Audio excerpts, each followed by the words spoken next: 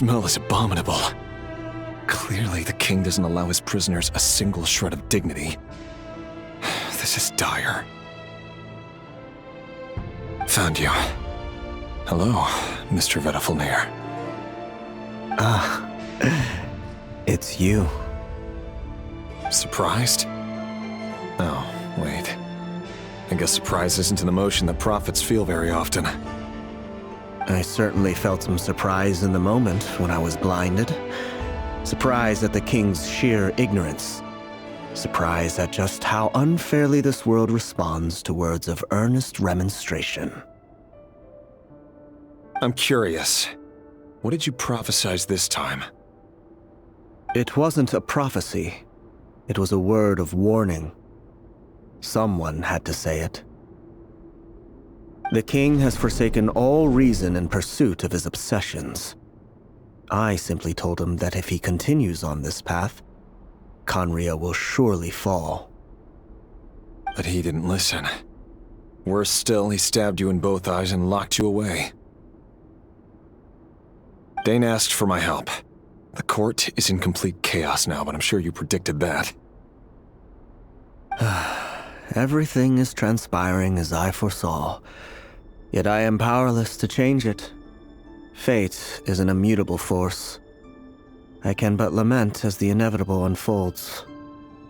I do wonder whether giving a man the power to see the future does nothing more for him than slowly crush his spirit.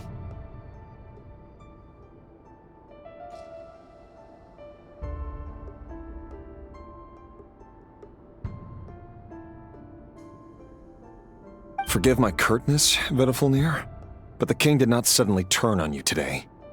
His suspicions have been brewing for a long time. You can't have wisdom beyond the reach of your fellow man without attracting his fear and suspicion.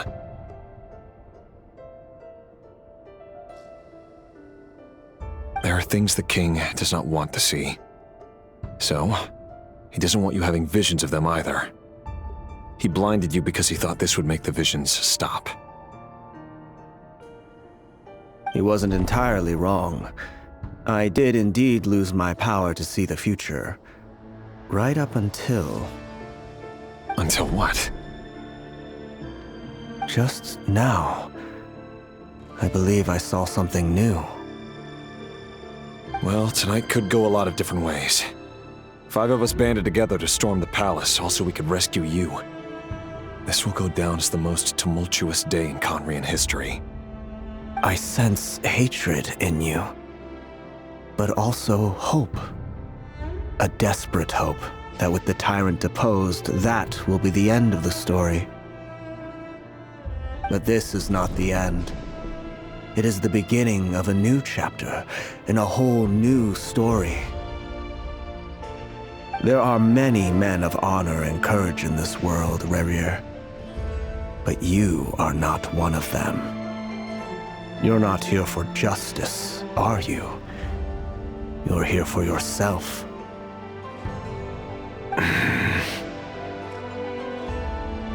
Is that a dagger? Interesting. Why not the polearm? It was always your weapon of choice. With your abilities, I don't doubt that you were able to recover some of your sight. But I also doubt that you want to make an enemy of me right now. Of course not. We're on the same side, aren't we? We could be. But I need you to be honest with me, Vedafulnir. At this point, you're my only hope for the future. You mean your future? With your beloved, Felindis? Yes. And I know there are bigger things at stake here. A dynasty, a nation, maybe the entire world. But forgive me, I care first and foremost about myself. I can't abandon the one I love to save myself. I just can't do it. But you see a broader picture of the future than I. You see the solutions to the biggest problems of our age. So tell me, what is my solution? What's the answer? In matters of fate, answers are either right or wrong. what will be and what will not. Maybe you are willing to pay a certain price in the pursuit of happiness, but unfortunately, fate does not negotiate.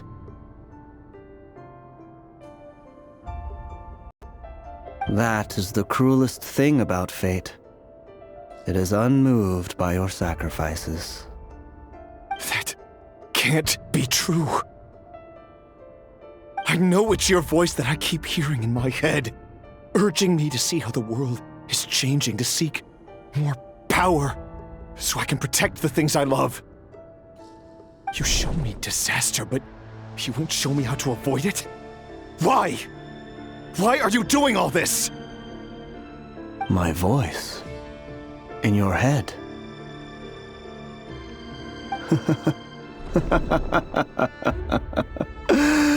So, you hear it too?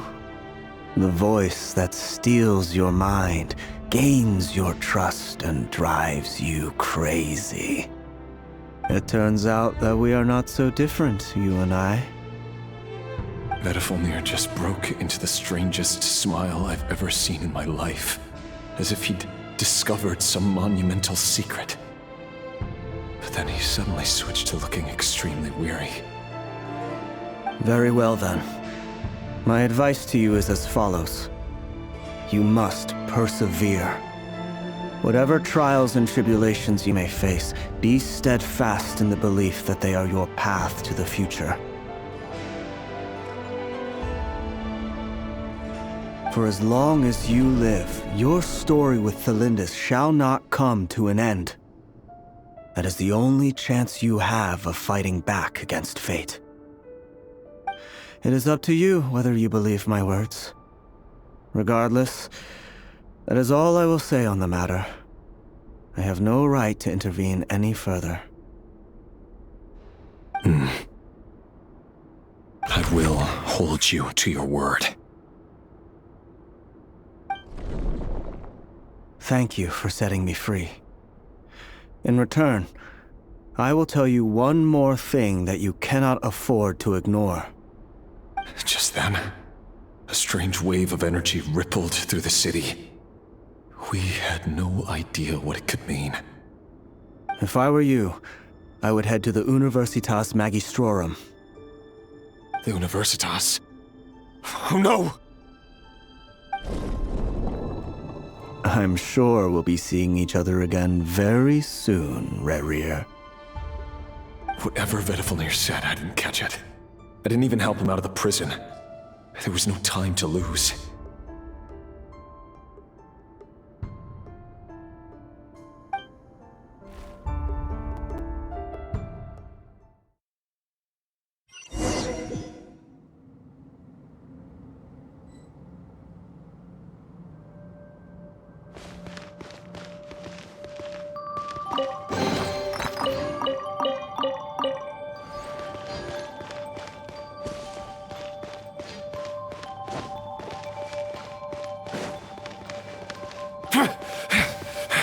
Monsters?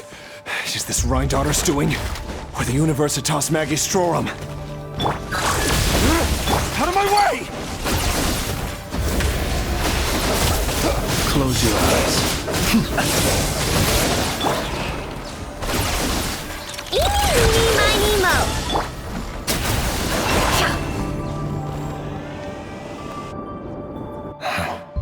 The Universitas. That reminds me of a rumor I once heard. Allegedly, the king installed secret mechanisms in the palace and around the city.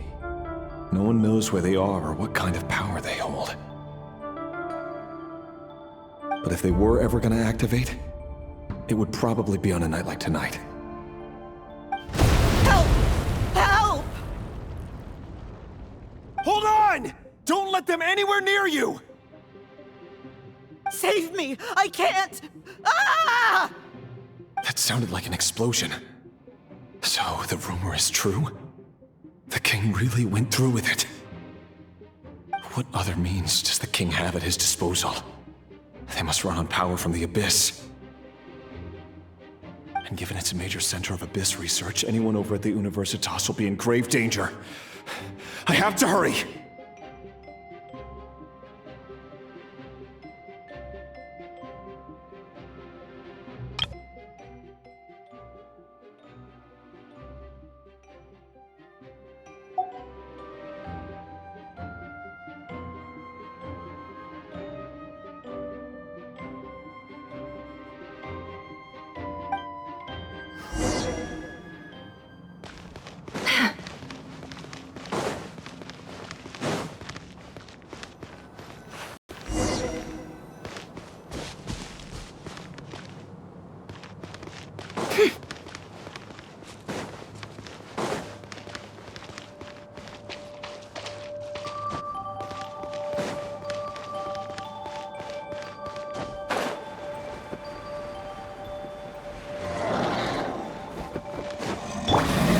Insulation chamber deployed. Flash attack! No more lies.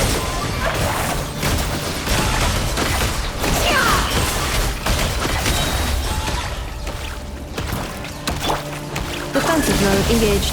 Accelerate. Look, a rainbow! You on this? It all adds up. Let's see what you're made of.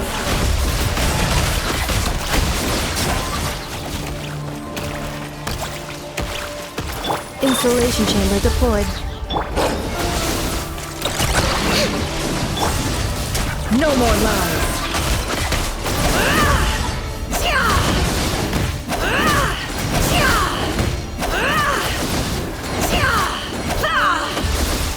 Seek within.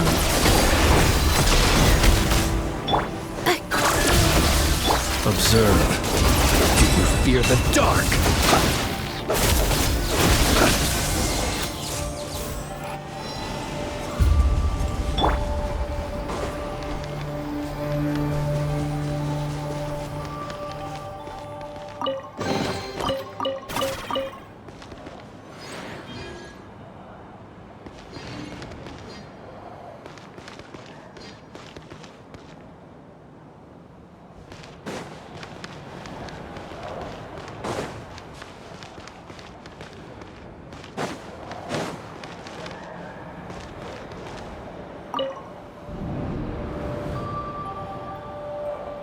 Monsters!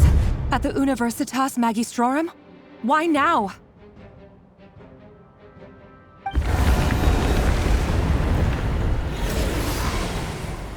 Oh no! They're coming! It's no use. The table won't hold out much longer. The weapons. Where are the weapons? Of course. All the lab equipment was upgraded after the inspection last week, but the new weapons haven't been allocated yet. I'm done for. Is anyone there? I need help! Ah! Stay back! Please stay back! Please!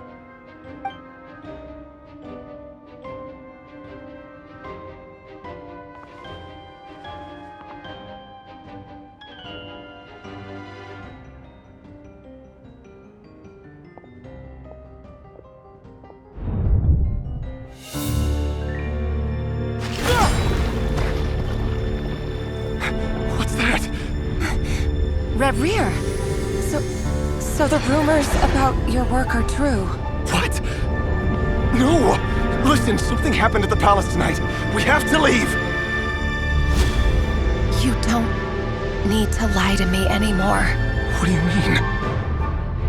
I know why you're worried, and I will respect the decision you've made. But it's okay, because I found a solution. I know how to end all this. You can have it back. The normal life you so desire. But until then, I'm afraid our wedding will have to wait. Cylindus? No, don't do it! Cylindus! Cylindus!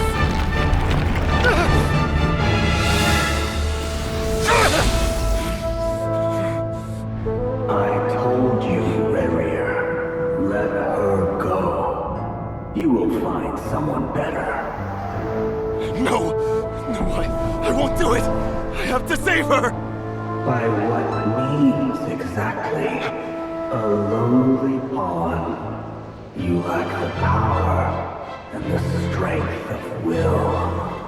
Do you know a way? Tell me! Come to the palace. Join us.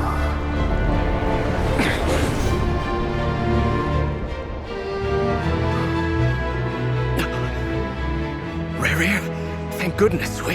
Step forth and take your share. You made it. Not you too.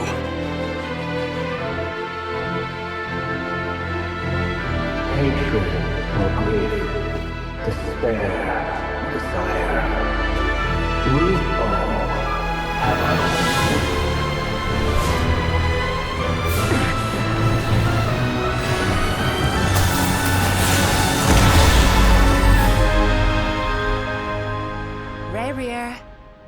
Rerir.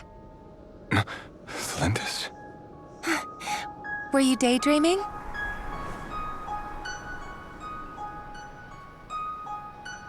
You still remember, Rerir? That question you asked me a couple of weeks ago? Oh.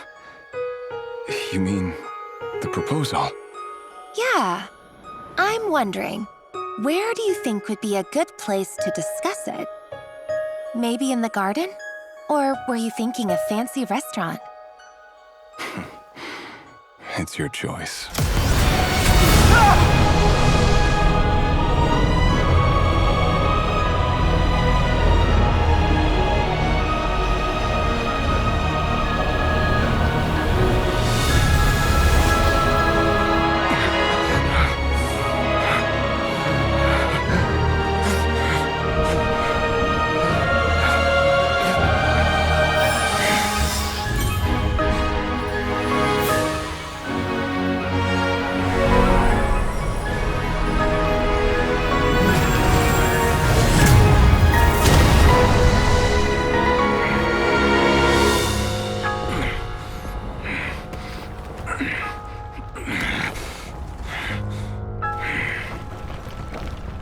I will find you.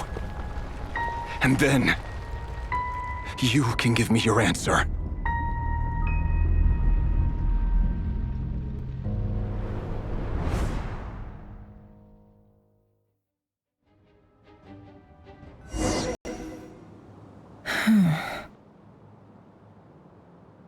So that's how the Raker of Solnari was born. A monster created by circumstance is a monster all the same. Viewing other people's thoughts for too long can get uncomfortable. Right now, I'm feeling a strong sense of loathing. In a nutshell, the story of Conria is what happens when the truth falls by the wayside. Everyone tells little white lies, and before long, you have a huge pack of lies that destroys everything. Phew. Time to get back. His past is filled with sorrow, but the tale of any fallen civilization is one of endless tragedy. Cruel as it may be, that was Conria's fate.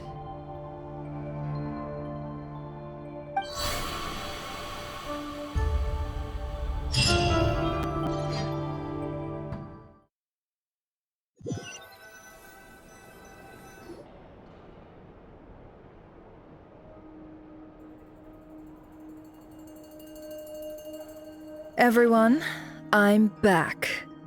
Can I get a standing ovation? Never! How are you holding up? Feeling okay? She's fine. Boss is a pro. Yes, I'm fine. You will have seen the events of Rerir's life through my thoughts. It's now clear that he is just a regular nobody, driven by personal tragedy, as he said himself.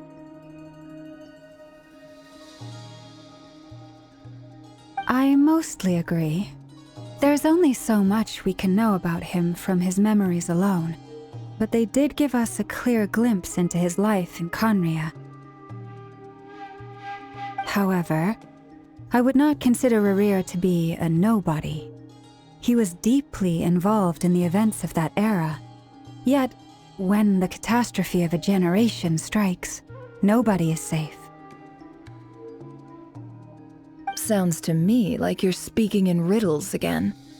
Is this you urging me not to abandon the people of Nodcry in their hour of need?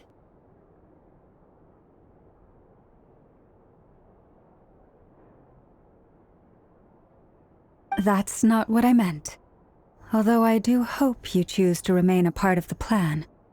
Without you, the mission ahead will be all but impossible. Then try to remember that I respond better to the carrot than the stick, and I don't appreciate being bossed around.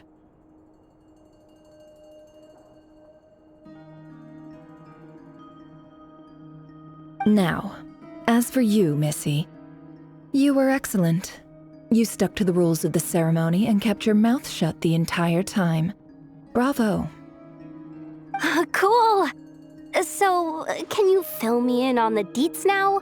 Most of what I saw went right over my head. Patience. You'll hear the whole story, don't you worry. But let's meet up with the others first. It will save me narrating it twice. Yehoda? Yes, boss! Let me get that door for ya. That's more like it. For a moment there, I was worried you'd forgotten about the first clause of your employment contract. Forgive my curiosity, but what does the first clause say? It says I gotta do the annoying stuff that boss is too lazy to do for herself. Like opening the door, pouring the tea, yada yada. Is that right? If something is in the contract, it's because she willingly agreed to it. Rest assured that the curatorium abides by the very strictest of labor policies. You don't seriously think I'm cruel enough to treat her like my slave? In any case, I've hardly shied away from my share of the work today. Hope I don't catch Flintz and Varka lounging about in their chairs, enjoying a leisurely cup of tea. There's nothing I dislike more than other people enjoying themselves while I'm hard at work.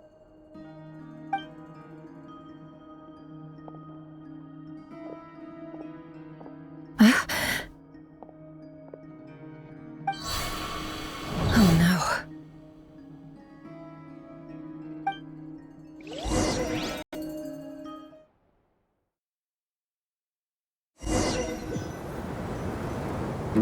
Sorry to disturb you, but we seem to have run into some trouble.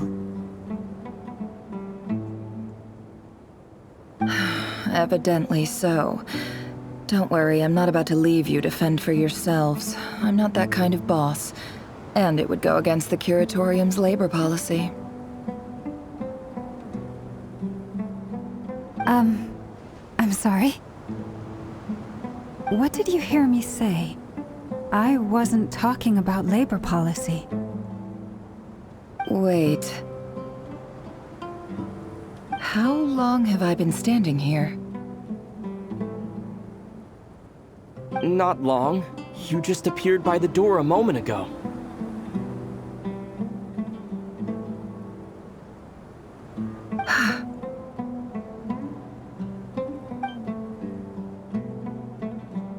Boss, what's wrong? You look like you've seen a ghost. We've been tricked. We never left at all. Somehow I hallucinated that whole scene back inside the office. Hallucinated?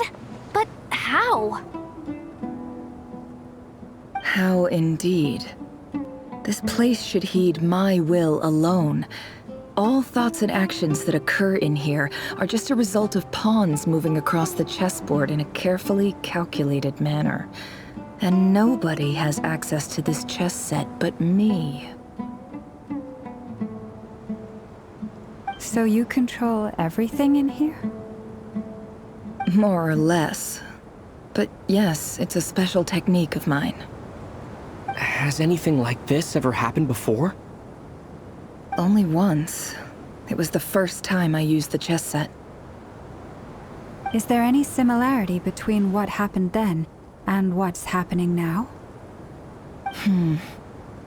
I suppose my thoughts are a little turbulent, which was also the case my first time.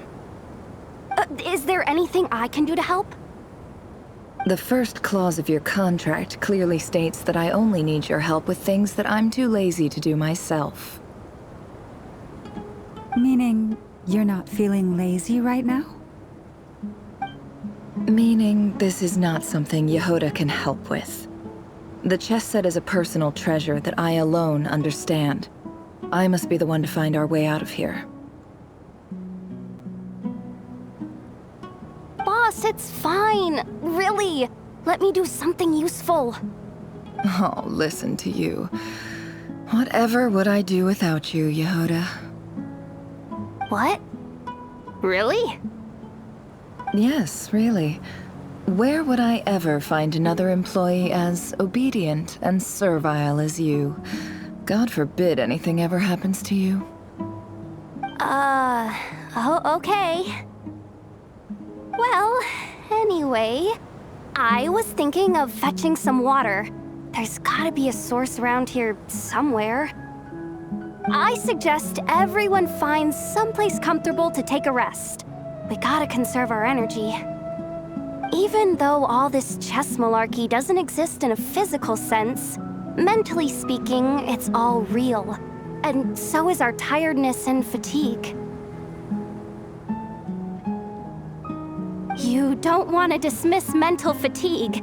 Just because it isn't physical doesn't mean it's any less serious. But anyway, I got your backs, so don't worry about a thing. Don't I have the best employees? Jealous much? If we can find a suitable time, I'd love to borrow Yehoda for a day to help out at the Frost Moon Scions. Would you be amenable to that, Boss Nefer? Oh, Lauma. Have I ever told you just how pretty you are? Beauty runs from the tips of your antlers to the depths of your imagination. Time to rally, everyone. Follow me. As we continue our journey, the same rules will apply. That means stay focused and no talking no matter what we encounter. And don't disturb the chess pieces. You have my word that I will get us all out of here.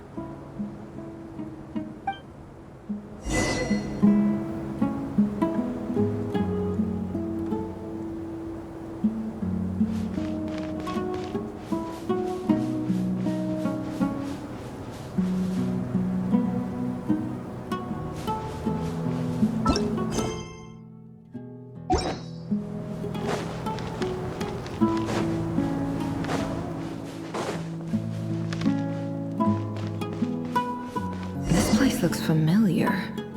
That's not a good sign. There's someone up ahead. Time for a little chat. I wasn't expecting visitors at this hour. Wait, is that? Oh, it's him. There you are! Sinue's been looking for you all day. I think he has some news for you. Oh yeah? What were you doing just now, Uncle Retinue? Hiding away some more loose change? I know I saw some Mora. What do you mean loose change? Oh, come on, I'm too old for this. Just pretend you saw nothing.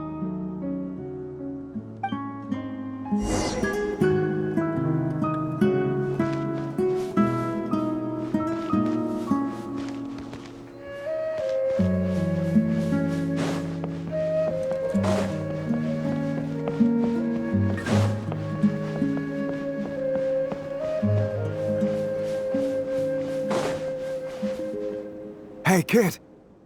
Mind telling me what Sinuhe's been up to recently? I'm trying to get in his good books and I need a way in. Get in his good books? Why? What do you want with my dad, Uncle Apepi? I've written a new song. I was hoping to showcase it at the next festival, but I'll need his approval. A new song, huh? I'd love to stay and listen, but unfortunately, Uncle Retinue says my dad's looking for me. Well, there's plenty of time and I'm not going anywhere. See that pile of stones? I'll be sitting there warming up my vocal cords.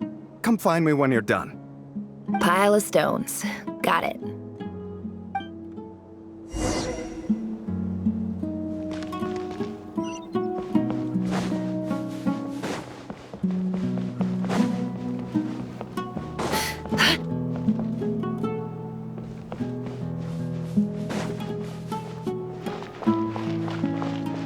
Hi, Dad. Uncle Retinue said you were looking for me. Ah, there's my little princess. If you'd gotten back just a little sooner, you could have shared the spoils of war with me. Spoils of war? Who were you fighting against, Dad? It was just a figure of speech. The aftermath of a sandstorm is no time to be waging war. I was talking about our war against thirst. I went out to fix our water supply problem, and now I'm back. Which means... We have a well again! That's right. I found a new one and brought back as much water as I could carry. It should last us for a good while. If it wasn't for these blasted sandstorms, our wells wouldn't be caving in. You wouldn't be spending all your time out searching for new water sources. As the chief of our tribe, I'm supposed to be leading us out of hardship and poverty, onto better things. You know how prosperous our ancestors were. I've told you all the stories. And look at us now, squeezed into these hovels. No one would choose this, if it wasn't for the endless wars over the years. But things are looking up. I started working with some folks from the academia a few months back. They gave me some contacts in return for my assistance in the desert. So you're the academia's helper now? Special ambassador, they call it. Think of it as a partnership. It's nothing bad, okay? We've been isolated here in the desert for too long. Seeking opportunities elsewhere is the best thing for us, and the fastest way to progress. So, do you get anything good out of being a special ambassador? Of course. My luck's improving all the time. One day, I swear I'm gonna lead us out of this place. We'll find somewhere new. Somewhere better.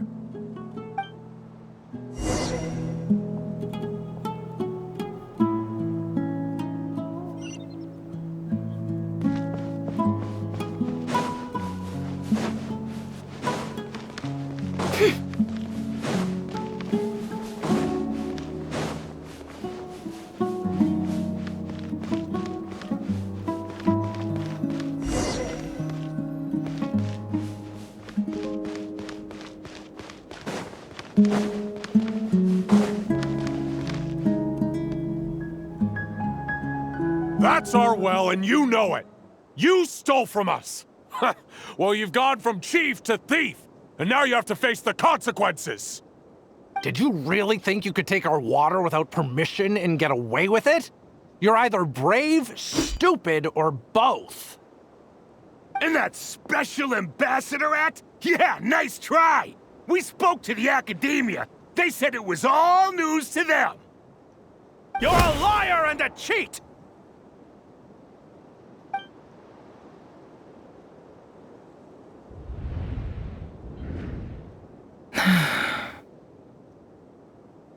I heard Yehuda gasp, but I don't blame her. Most people are terrified by the sight of blood. Corpses strewn across the ground. The wounds are clearly from scimitars and daggers. The desert dwellers' weapons of choice. There's a handwritten note on the ground. Let's see what it says. Halil, this is Sinuhe, chief of the Shimti tribe. Surely you remember me. I was the one who helped you and your colleagues avoid the quicksand in the desert. This is my second time writing to you. I assume my last letter must have gotten lost in the mail, as I didn't receive a reply. I hope this one makes it to you safely. I'm writing to you because I need some help. That sandstorm the other day completely blocked up our well, forcing me to look for another water source in Iab and Unut territory. It was a matter of survival. Praise the gods. The well of the Iab tribe was intact. It was my last resort. I drew what water I could and left, but not without being spotted. I fear they will retaliate. You told me to write to you if I ever needed help. You said you'd be my ally in the academia. I urgently need you to formally recognize my title of Special Ambassador and send some of your people to assist me for a few days. It's the only way I can convince them that this was the academia's decision and prevent them from retaliating. This is an emergency. Please send help as soon as possible. Looks like this letter never got sent. The writer died a grisly death, and the letter was trampled into the ground. It's badly defaced. Some parts are barely legible. What a ridiculous lie the surviving Shimti tell. Their whole village was butchered over a sip of water.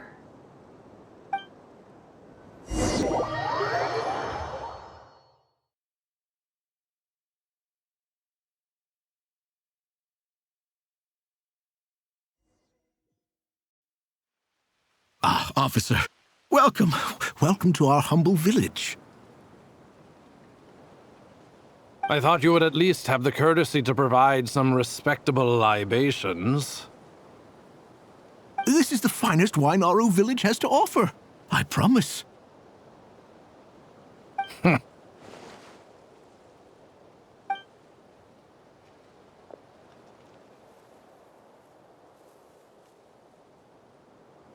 The Academia has agreed to reserve a single space for a candidate from your village. But I remain skeptical of this entire endeavor. I highly doubt anyone in this desert possesses serious academic potential. Please, have faith. If not in us, then in our god. The child we found shows great promise. I beg you, take her away from this place. Give her a chance. Don't let her talent go to waste. I don't recognize her. New arrival? She showed up here a few days ago and we took her in. She's a really bright kid. Please help. I'm begging you. So, where are you from? Nowhere special. Just a sand dune. What about the rest of your family? How many of you are there? Just the one. It's only you? Correct. So, no brothers, no sisters, no mother or father? Any who have slept on a bed of sand, I call my brothers and my sisters. Apart from that, I have no family.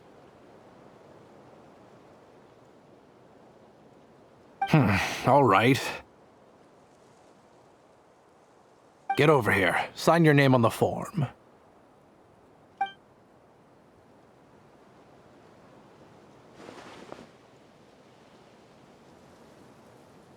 Never? You're rather fair-skinned for a desert dweller.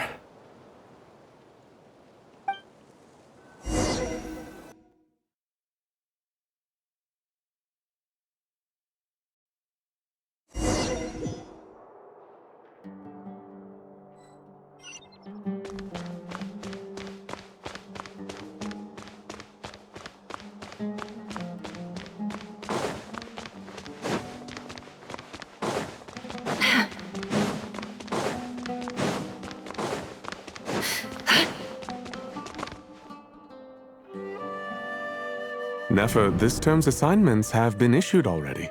Please read through the materials thoroughly, conduct your own additional research, and then write an essay on the topic. Yes, Professor, I'm aware. I just had a couple more questions I wanted to get your perspective on.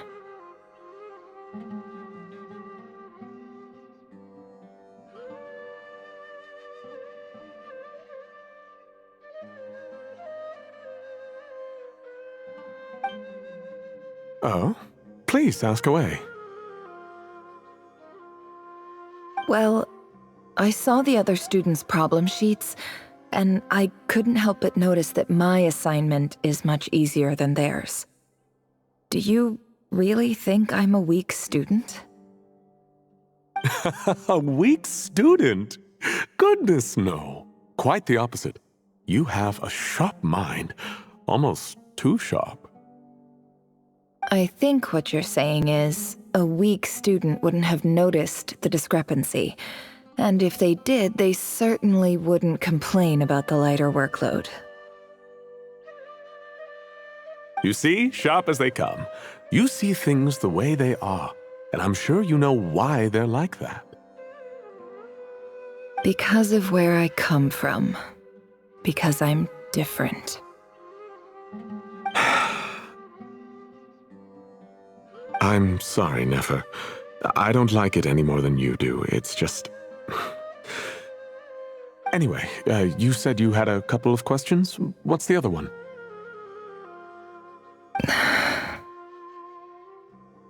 I wanted to check. If someone sent me a letter to the Academia, where do I go to collect it? Ah, your family wrote to you. Well, as long as they put your name on the envelope, someone should hand it right to you. Not exactly. It's not even a recent letter. I was just curious where the mail would end up if no one collects it. The House of Dana, I expect. I know there's a box for unclaimed mail somewhere in there, probably sitting on a shelf. Whatever you're looking for, that'd be the place to start. Okay, got it. Thank you, Professor. Oh, don't mention it. Honestly, I feel like I failed you. I'm supposed to be your teacher, but I haven't taught you anything. Hey, don't say that. You're a great teacher, and you do your best for all your students. But the rules are the rules. You're not allowed to teach students like me. It's not just the Academia either. The whole world bends over backwards for the successful and leaves the losers to suffer and die. Oh, my dear child. Don't tell me you've given up on life already. I haven't. I just think that if you want to make it in this world, you have to find a way to become successful.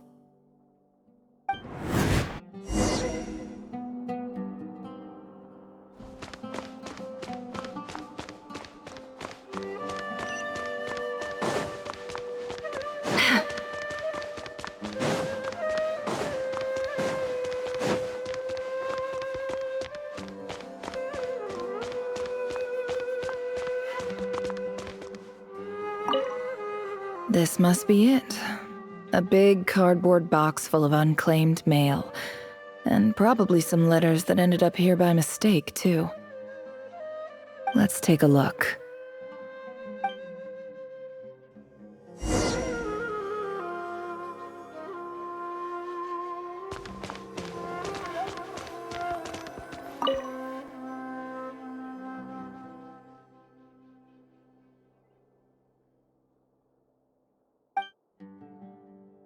A dilapidation survey from Port Ormos. Looks like it's from a Core of 30 representative. What a strange thought. A bunch of mercs losing sleep over rundown buildings. This one was never even opened. I guess the recipient didn't care what the Core of 30 had to say about anything. Who was it addressed to? I don't recognize the name, but it must have been a Ksharawar professor.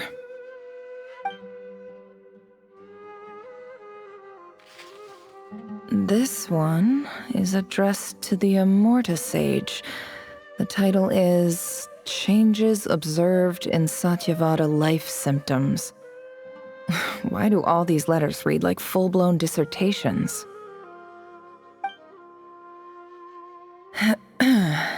Guided by the incense, we became lost somewhere in the forest.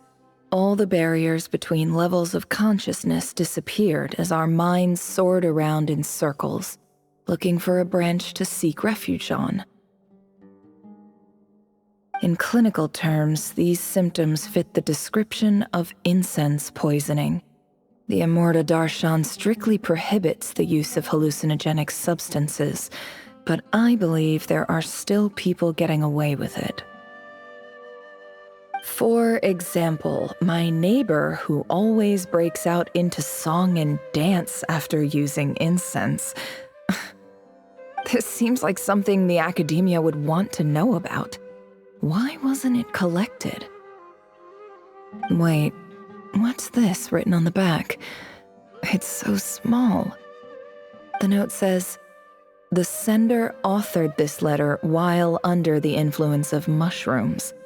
I would send it back, but no return address was provided. Stamped by the Grand Conservator of the House of Dana.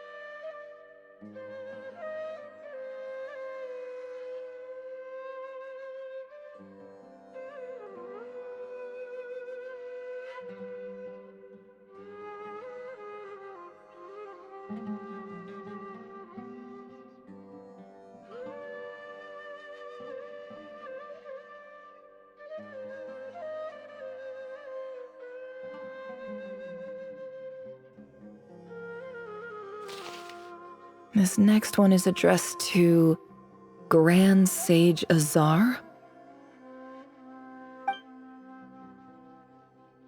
A few words of protest regarding recent changes in Sumeru's educational policy. In recent years, the academia has taken on a small number of students from the desert region, as per the policy to this effect.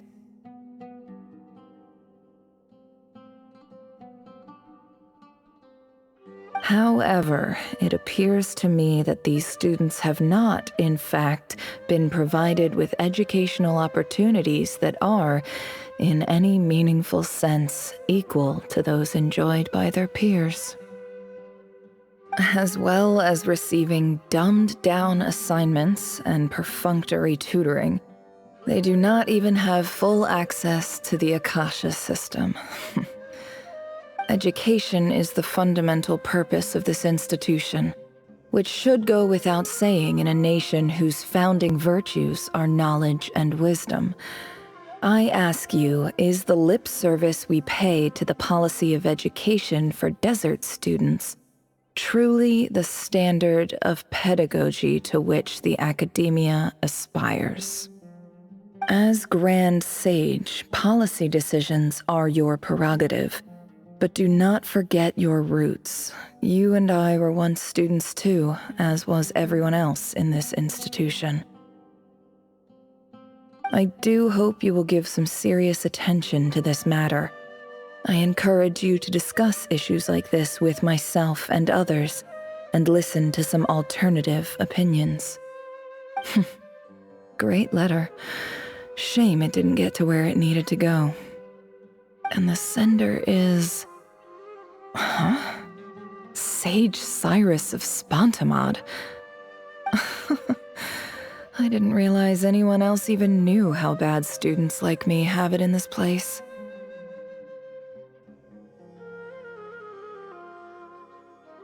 So this is where letters from the Sage of Spontamod end up?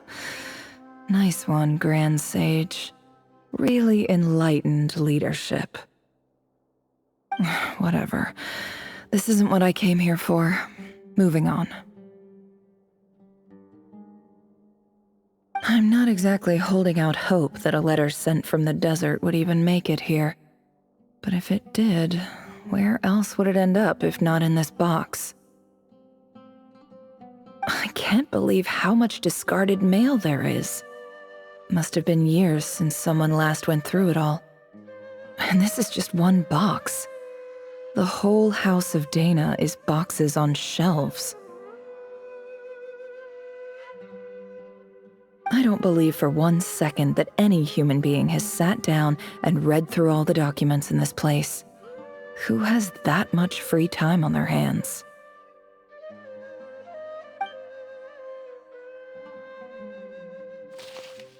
Wait, could this be it?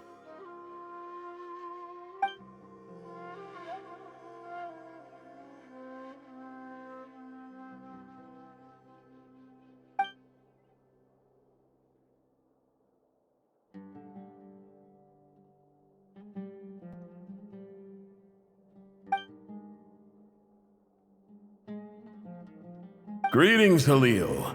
My name is Sinuhe, chief of the Shimti tribe. I was the one who came to you and your colleague's aid when you ran into trouble in the Great Red Sand. I don't know how well you remember it now, but I brought you to safety and gave you some water and other supplies.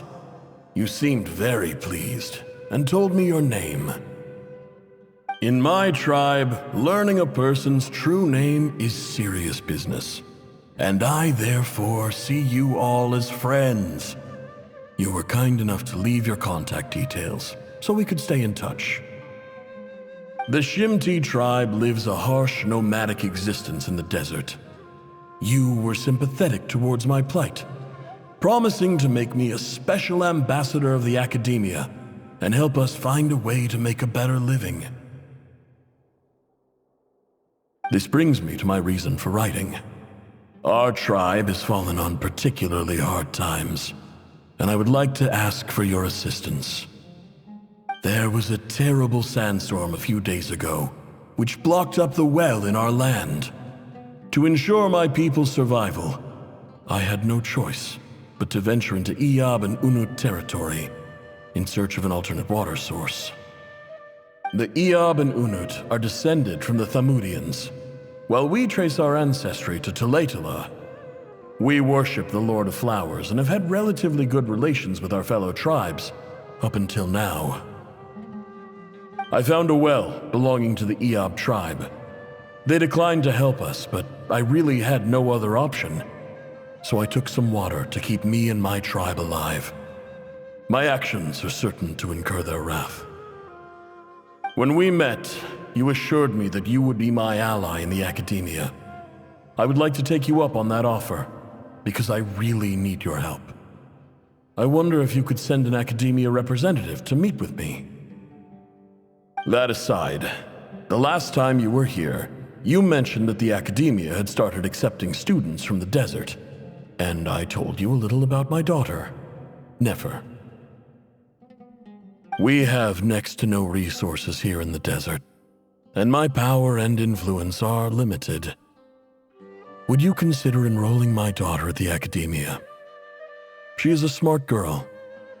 I know she won't disappoint you. From the outset, the academia never took you seriously. Those things they promised were just empty words. I doubt they even remember the name Sinuhe. And you were so emphatic that your luck had finally changed for the better. You swore you'd lead us to a better place one day. You spoke with such conviction, like you were the most powerful chief in the whole desert. You liar. You lied about everything. You promised the world and delivered on none of it. And who fell for it? Just me, by the looks of it. Despite your best efforts. Which makes you a pathetic liar. You weren't even any good at it. I think I'll take over from here. Let me show you how it's done.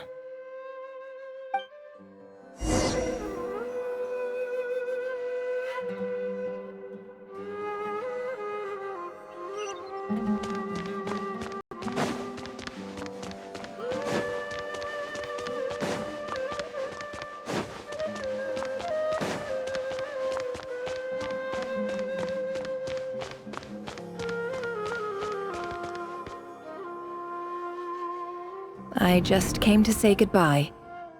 Thanks for everything you've done for me in my time here.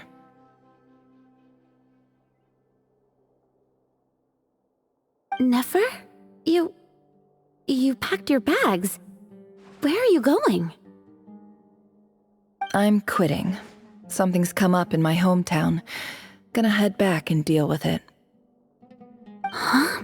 But this was a hard-won opportunity for you. You know that better than I do. It was, but it doesn't matter. I have more important things to deal with and they can't wait. Oh, and I didn't want to overfill my bags, so I left some incense on your desk.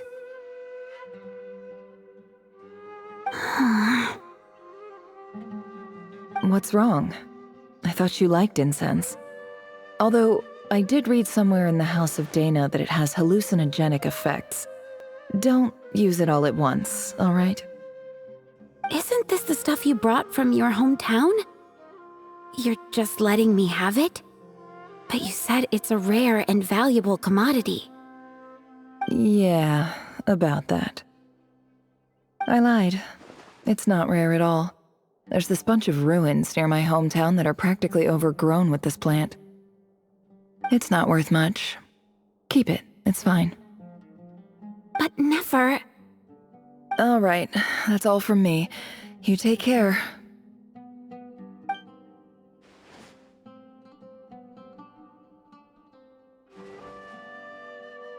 Don't forget me, okay?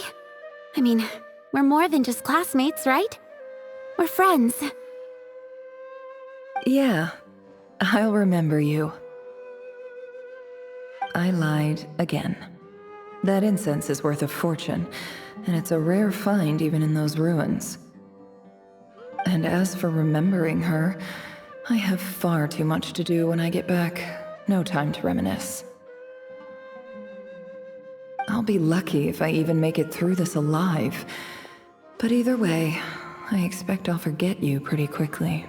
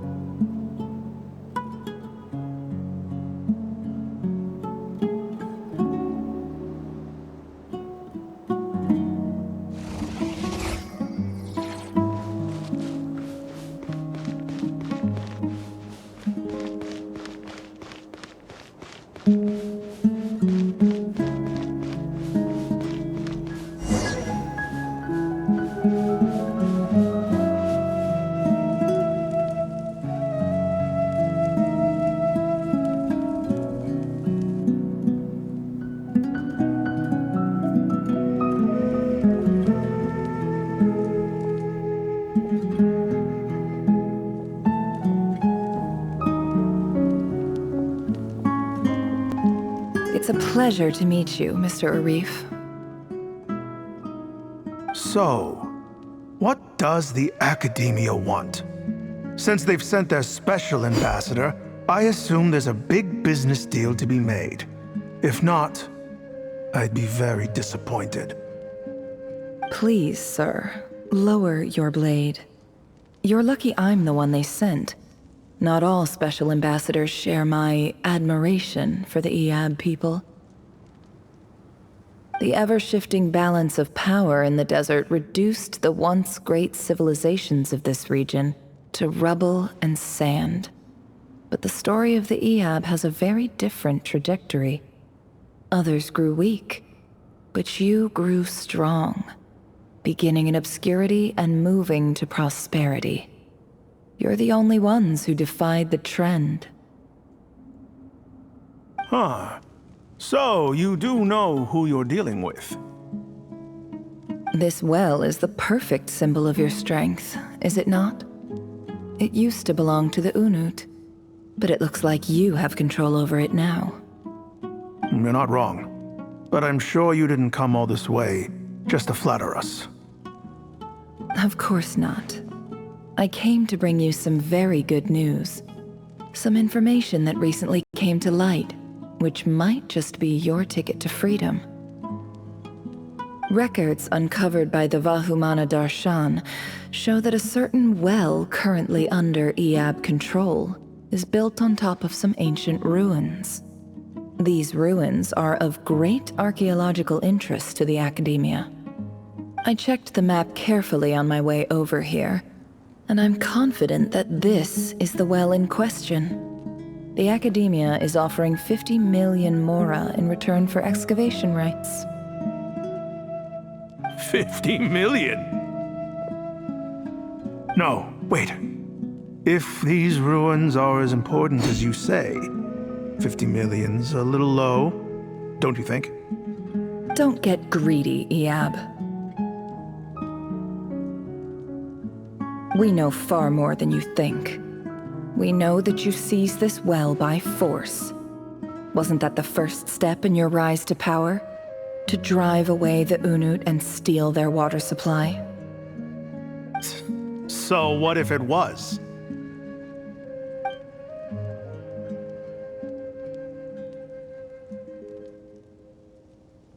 Don't worry. As unscrupulous as it was, it's something we're willing to overlook. The Academia is only interested in dealing with the de facto power holders in the region. I hope I am making myself clear. And I hope your words are the truth. If I find out the Academia is trying to play me, I'll hunt down every one of your people and make you watch as I cut their heads off one by one. I assure you, Chief, that would not be in your long-term interests. You don't want to make an enemy of the Academia. You see how I'm dressed, don't you? I appreciate that you've never been to the rainforest, but surely even you recognize an ambassador's attire when you see it. And what does a barbarian like you have to lose anyway? You really think the Sumeru Academia would bother to come all this way just to lie to you? We have more important things to worry about. All right, I take your point. The Academia is the highest authority in the land. I'm sure you're trustworthy people. In that case, we have a deal. We will sell you the excavation rights. I'd like to thank you, Ambassador. This is good news indeed. Excellent news. In fact, it calls for a celebration. Would you do us the honor of staying a while and enjoying some Iab hospitality? Gladly. I am partial to wine myself, and I trust you are as well. So let's indulge in a few drinks together, in celebration of this momentous occasion.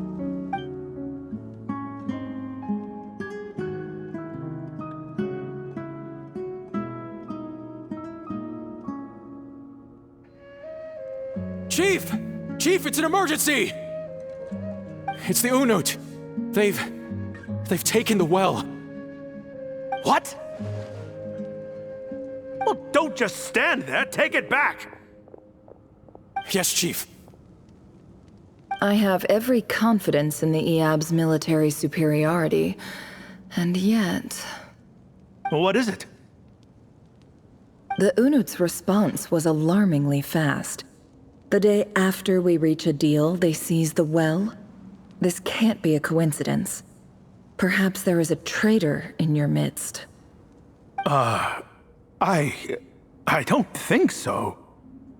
I am obliged to remind you, Chief, that the Academia will only deal with the de facto power holders. If you cannot regain control over the well, I'm afraid you won't see a single mora of that 50 million. No! Please, Ambassador, just give me some time. I swear the Unut will not get away with this. That well is ours, and so is the Mora. Glad to hear it. I will wait here for an update. If there is a traitor, I will find them. In the meantime, make yourself at home. I'll report back as soon as I have an update. Much obliged.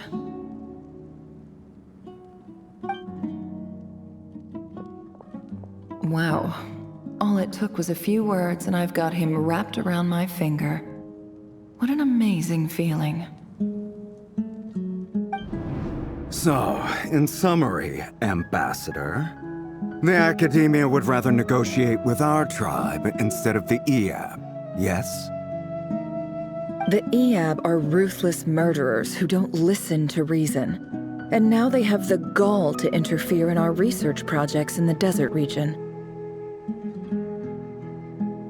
So let me ask you, Chief. If you were the Academia, what would you do?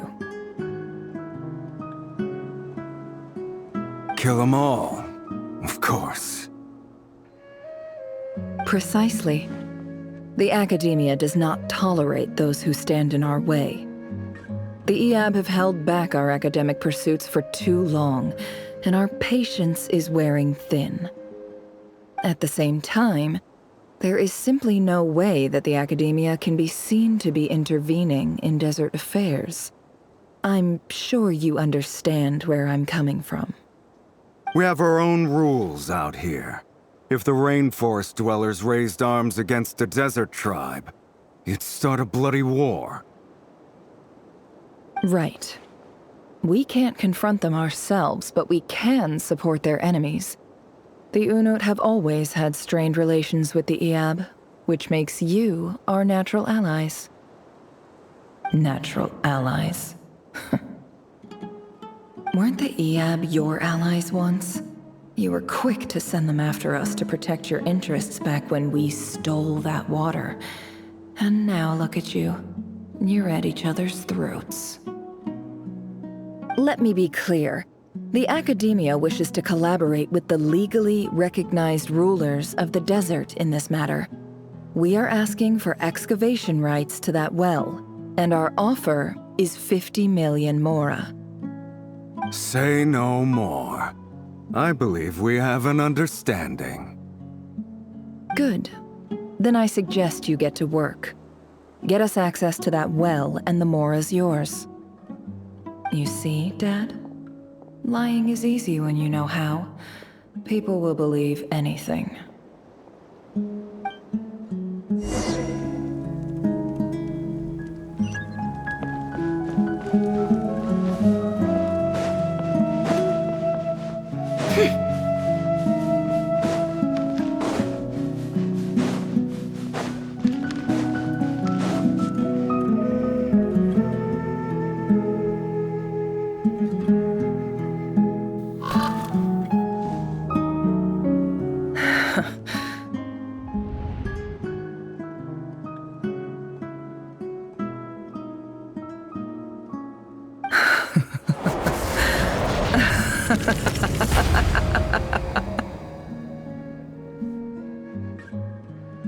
Look at yourselves. You may be vile, savage monsters, but your butchered bodies bleed like any others. You're no different. You're nothing special at all. The monsters who destroyed my home, they're just ordinary, petty human beings. What a joke. I think we're even now. Maybe I've even done the desert a favor. It's a better place without all these people around. Oh, Sinuhe, my gullible fool of a father. Perhaps if you'd been as ruthless as I was today, our tribespeople would still be alive. In this dog-eat-dog world, a chief needs to be tough to survive. But you couldn't do what had to be done. So I did it for you. Nefer, it's okay. All of this is in the past now. I believe I remember you promising to remain silent. Yeah, but even so...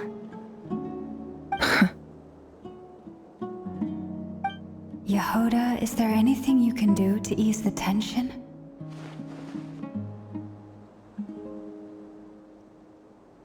All right, time for a sharp turn onto a completely different topic. So, anyway, that's enough of that. When are we getting out of this place?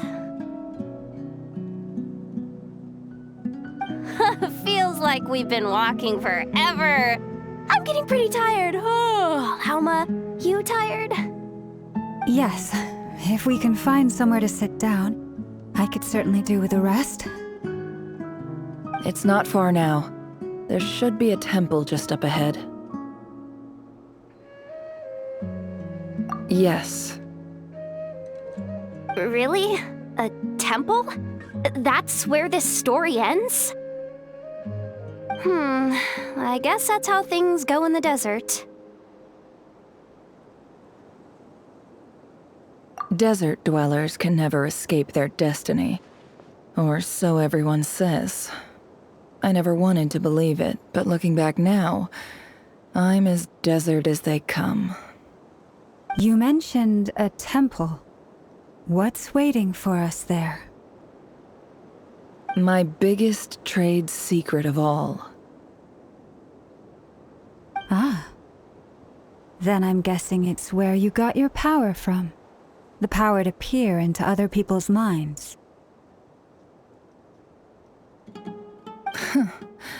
I didn't know you were clued up on any other religions.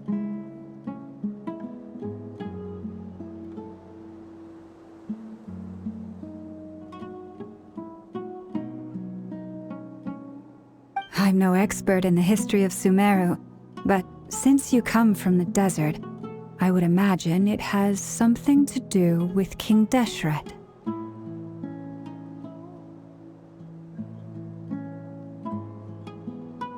Sounds impressive.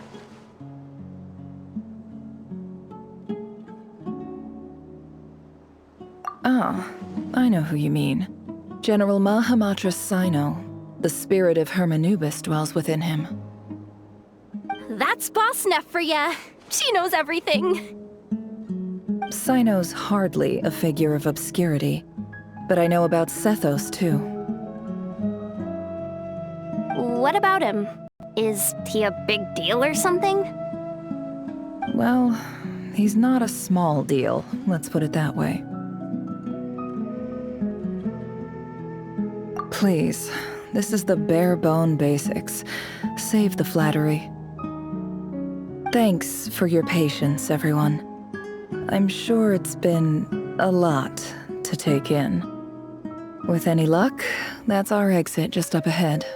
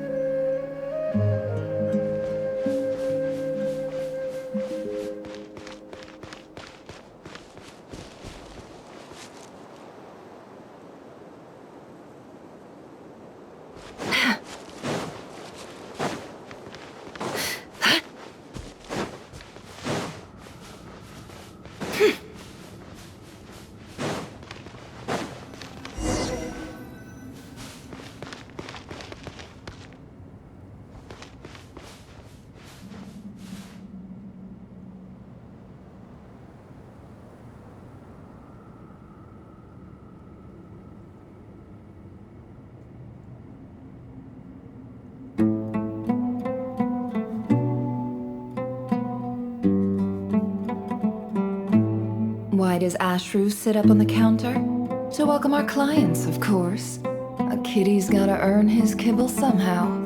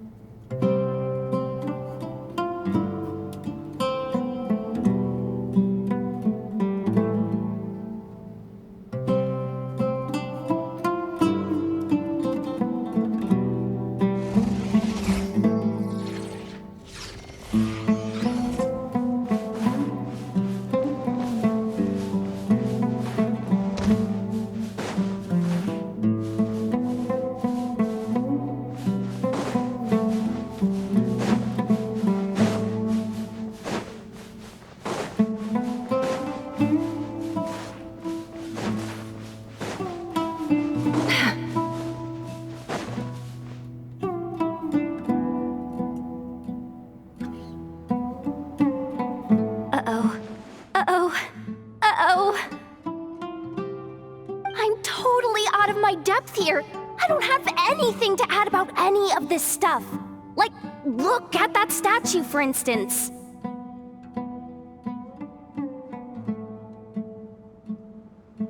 I want to do the whole name-dropping, this girl knows her stuff thing too, but I've never seen anything like it before.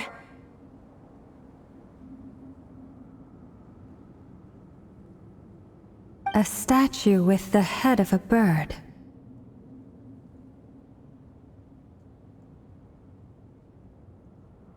That's Thoth, the Ibis King, one of the 7 pillars of King Deshret. The legends say that he, the Crocodile King, and the Goat King were the 3 retainers of King Deshret. Let's take a look.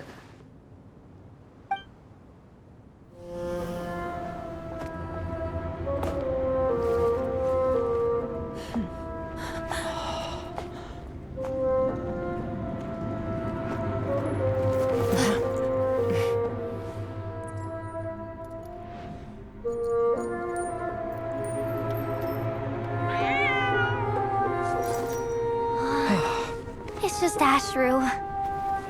So, all is well?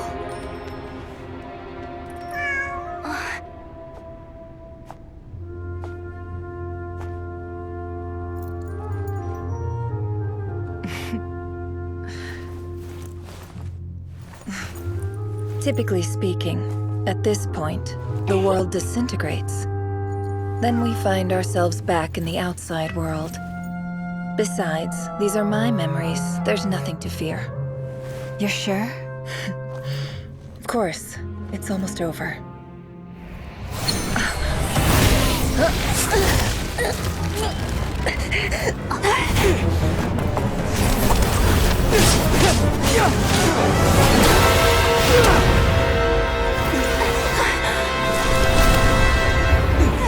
Never! Hold on!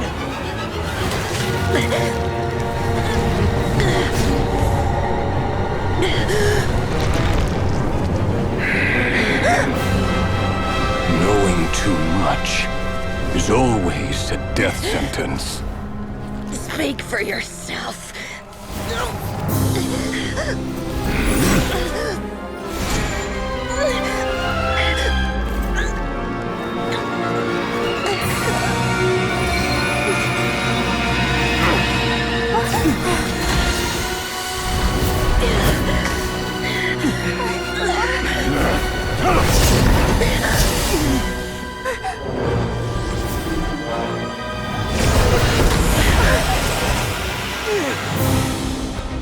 How repulsive.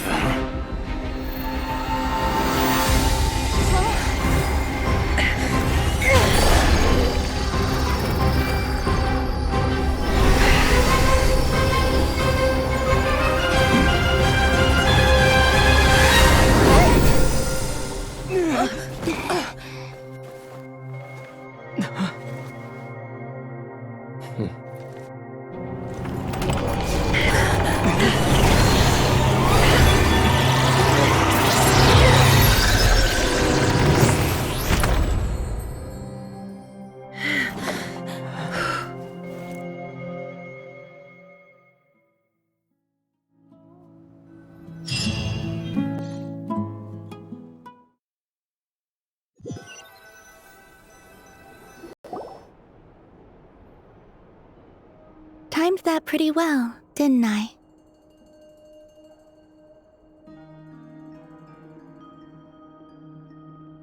It's okay. I'm just glad no one was hurt. Paimon noticed you doing something too, Dainsleif. Were you helping get them out? Of course.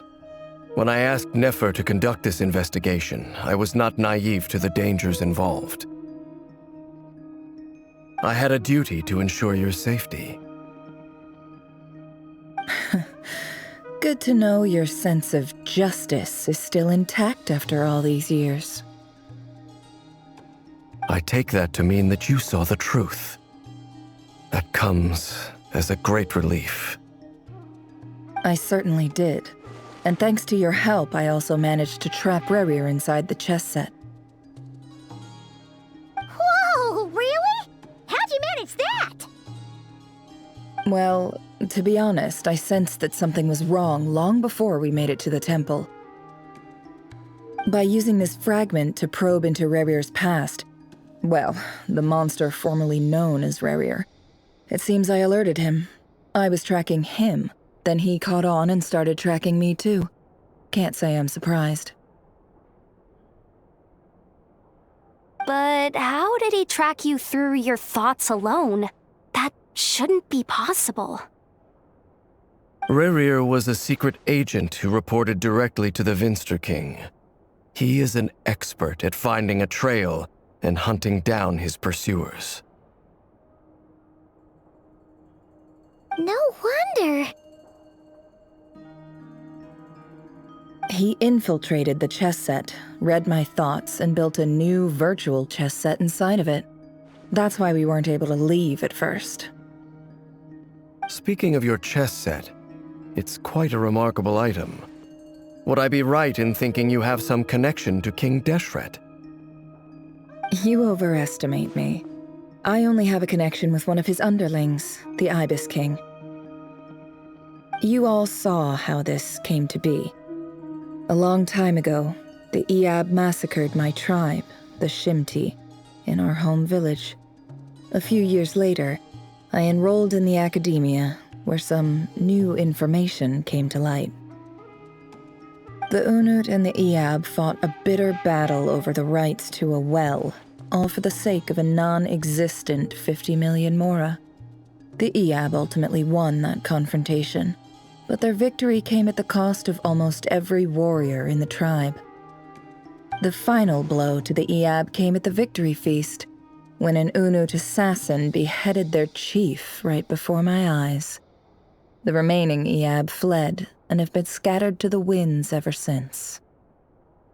Having gotten my revenge, I returned to my hometown, where to my surprise, the nearby temple was still standing. There it was, seemingly immune to the relentless hostility of the desert, while my tribal home lay in ruins. As I stood there gazing at the temple, I noticed a cat just outside. This cat, as it turned out, was home to the spirit of the Ibis King. He led me to a gate deep inside the temple, and there he made a deal with me. This chess set is my gift from the Ibis King. The chessboard within is made to the same specifications as the one in the mausoleum of King Deshret, and represents his power of piercing analysis. With this chessboard in its container, I gained a certain ability to perceive hidden secrets.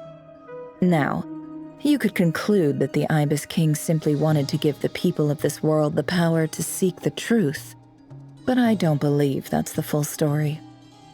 Every god plays favorites.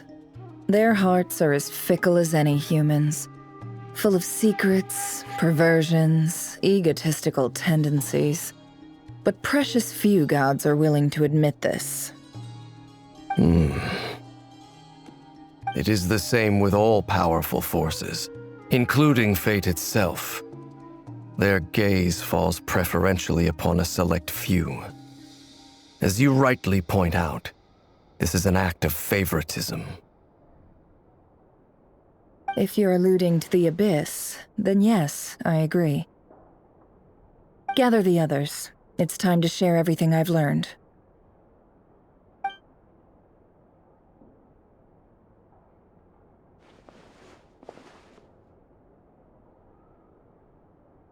Thank you all for being here. As promised, I did some further investigating into the Reicher of Solnari's background. I am pleased to report that the investigation has been most fruitful indeed. The Reicher of Solnari, real name Rerir, was once a Conrian subject who served the Vinster King. I will now share the important details of his story. Please save any questions or comments for the end.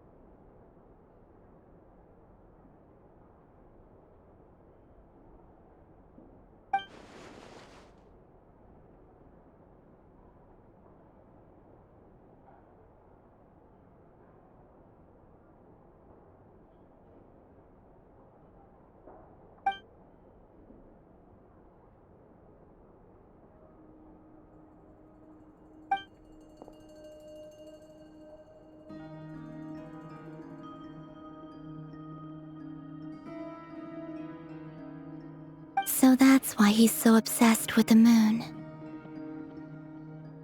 A tragic tale, to be sure. But it does not excuse his many transgressions. No matter how much Rerir suffered in the past, the fact remains that he is what we know today as the Wild Hunt, wreaking havoc upon innocent lives in Nodcry. He becomes more dangerous with each passing day. If left unchecked, it is simply a matter of time before all of Tevat suffers the consequences. This is a threat that the Knights of Favonius cannot ignore. A question for Miss Columbina. Forgive me if this is presumptuous, but have you ever seen the spatial gateway that appeared in Rerir's memory? Never. But I have heard stories of something called the Moon Gate, and this seems to fit the description. Miss Lauma, any thoughts on this? In the lore of the Frost Moon Scions, the moon is believed to hold many secrets. Some sources speak of ancient knowledge, others of a gateway to the unknown. The term Moon Gate is one I have heard before, but as is the case with all of our legends, there are no records of any first-hand witnesses. We cannot know whether it truly exists. Then back to Miss Columbina. As a moon goddess yourself, do you have some idea of where the Moon Gate leads to? Not at this stage, sorry. I do hold the power of the Frost Moon, and my strength is recovering well. I can sense that the gate would open at my command, but... But there's more to the power of the Frost Moon than that?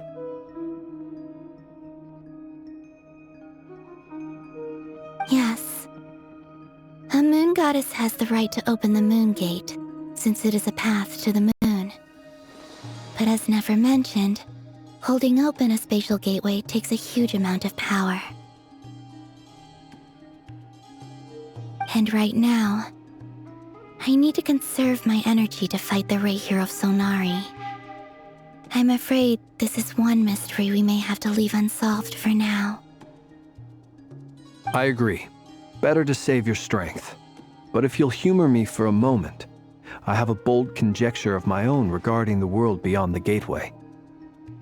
I highly suspect that neither Tholindis nor Rerir made it through unscathed. The evidence pointing to this is the fact that the Rahier of Solnari exists in the form of countless fragments. With the abyssal power he wields, no ordinary foe can touch him, let alone tear him to shreds.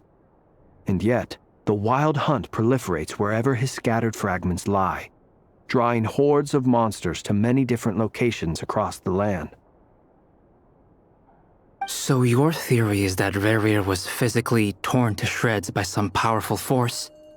Hence, why the Wild Hunt is a distributed phenomenon, rather than a unified one?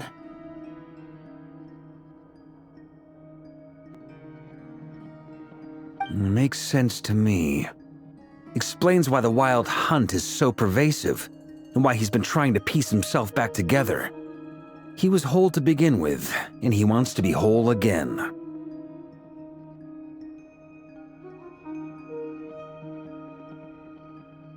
Without the power of the Abyss on his side, he almost certainly would have perished the moment he was torn apart. But the Abyss, much like a curse, has kept him alive. I could not agree more. The power of the Abyss is most surely a curse. It is a compelling explanation, and one that accords with my present understanding of Abyss creatures. Whether the life form in question is primitive or advanced, if a curse has extended its lifespan unnaturally, it will continue to survive in spite of everything.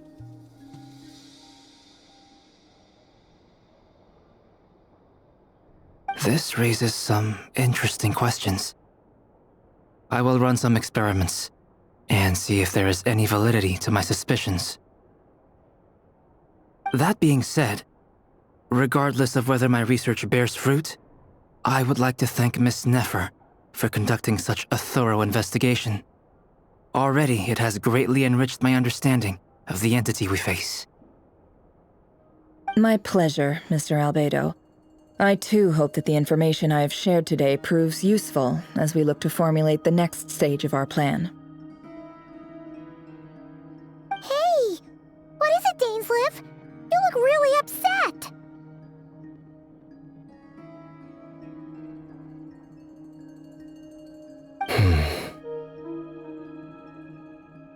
It's just... when I think of the man I once knew as Rerir, I struggle to understand why things had to turn out like this. The two of you used to be friends, didn't you? I don't know if these words will bring any comfort, but my heart goes out to you. Mine too. We can never know all the hows and whys of the way things are. The moon and stars are full of untold secrets and lies, and the skies are host to many more mysteries than these alone.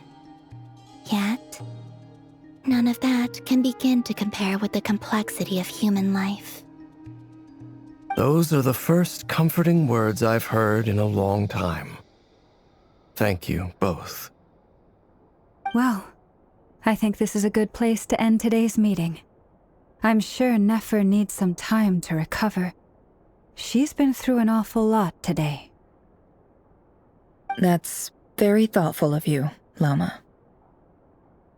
Of course. Sounds good to me.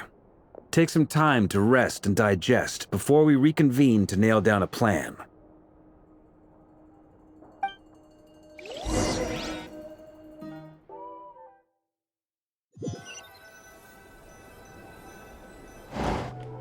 Hey, is this a bad time? Hope I didn't kill the conversation.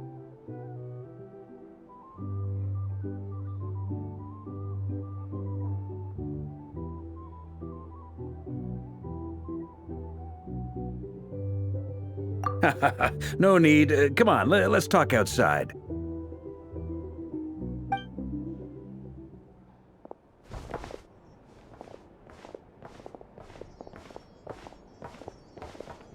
Anyway, Nefer went back to the curatorium to get some rest. But before she left, she shared some things with me that I thought you should be aware of.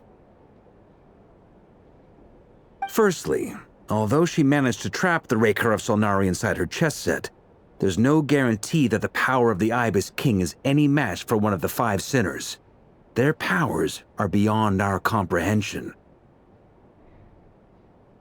It's only a matter of time before he finds a way to break out. We have to come up with a plan and take care of him before that happens. Honestly, my mom figured that might be the case. So, how long have we got? Well, I asked her that same question. She talked for a long time, but for the most part, it seemed like she was trying to convince me how precious her chess set is. What a long and storied history it has. It felt like some kind of sales pitch, you know? The kind where you end up handing over Mora against your will? Anyway, after all that, she finally answered the question. 2 days, at most. 2 days? Holy moly! Can we even recruit enough help in that time?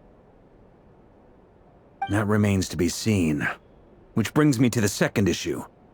Dainsleif is obviously conflicted about this whole thing. But given how little time we have, there's no way we can pull this off without his help. You have some history with him, right? Do you think maybe you could talk to him for us? Great. I appreciate it. All right, on to item 3. So, Albedo, Durin, and I put our heads together and came up with a plan. Can't promise it's gonna work yet, but at least it's a start. We figured we'd bounce the idea off you first. We'll explore it further once everyone's recovered. Oh, Paimon's dying to hear this. All right, so here's what we're thinking.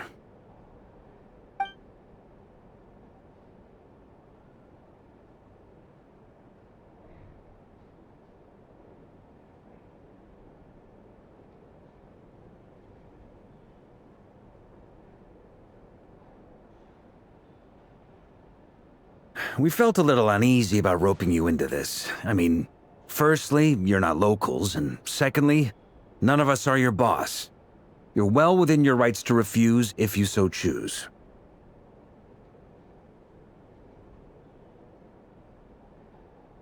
Roping us in? Why would you even say that? We know the stakes here. It's all of us against the Rayher of Solnari, or none of us stand a chance.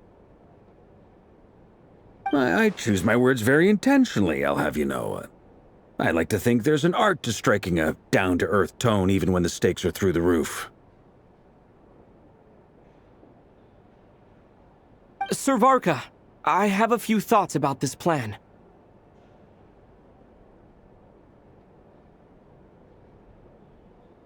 I'm all ears. I think we can be more flexible with how the roles are allocated. In my view, the most sensible lineup would be like this.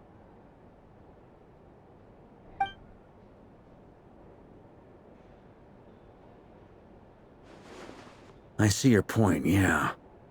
But if that's how we're going to approach this, you'd better make sure you're ready. To be clear, I don't doubt your abilities. Far from it. I just want to make sure. Are you really willing to take all this on? I want to do everything within my power. The Rayher of Solnari is a truly fearsome opponent, and if I do my part, it'll greatly reduce the risk for everyone else involved. Well, that tracks with what I've heard. Jean's mentioned in her letters that you're so diligent it's almost abnormal.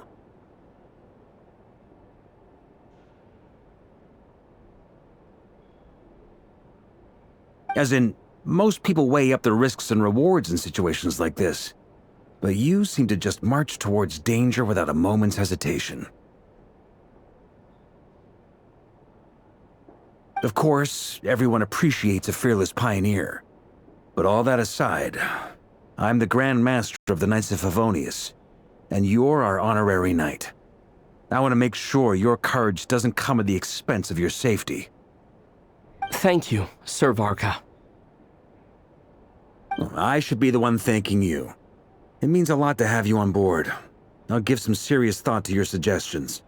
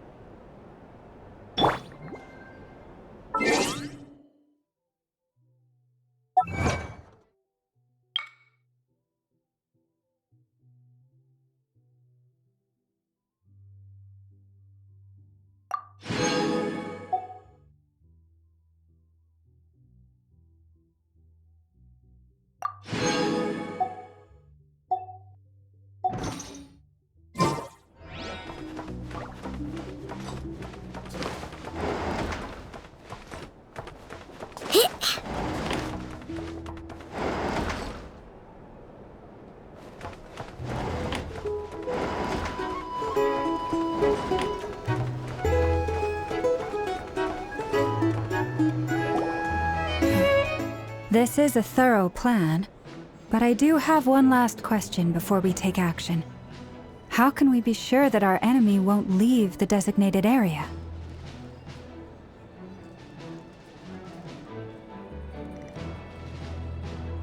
Great question. Albedo's been hard at work analyzing Rayher and the Wild Hunt's behavioral patterns. His conclusions are as follows.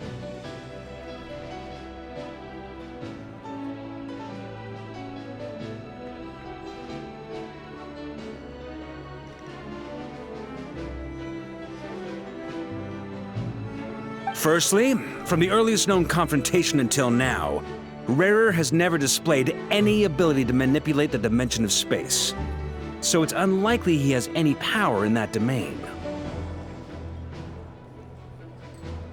Secondly, he seems to have a particularly strong vendetta against our group.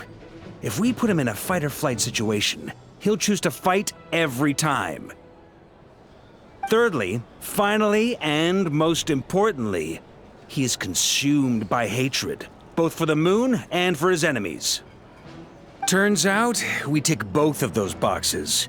We have a reincarnated moon in our ranks, and a spy who accessed his private memories without permission.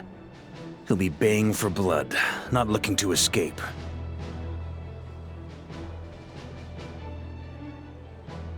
As someone who's had their fair share of interactions with the Wild Hunt, those all seem like valid observations to me. Understood. Then I will defer to the verdict of the group. Well, everyone, that's the plan in full detail. Albedo and Durin are carrying out their part as we speak. Plan approved. Scheduling. Okay, any firepower you need, I got you covered. Let's light this baby up. The Frost Moon Scions are behind you as well. And the rest of you?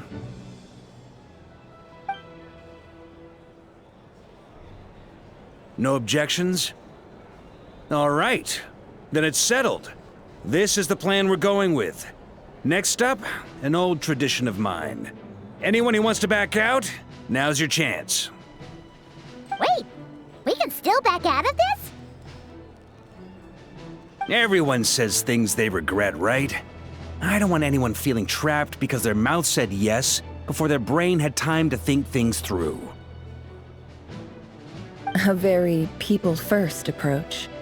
I hear that's common practice in the Knights of Favonius. Heh. Who'd you hear it from? D-Luke? Shh. We don't use people's real names at work. This contact will be known only as Owl, please and thank you.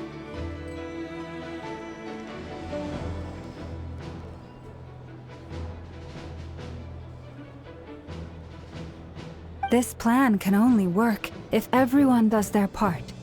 Flint's and I will absolutely support it.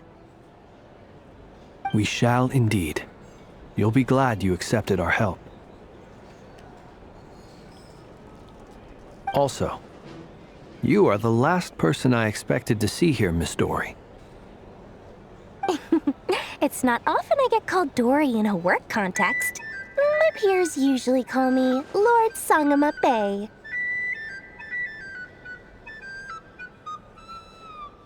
So, the longer your name, the higher your net worth.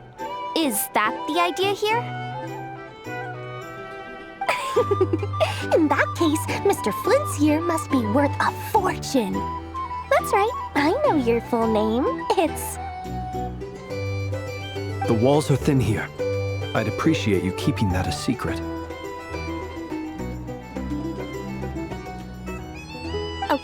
Okay, fine.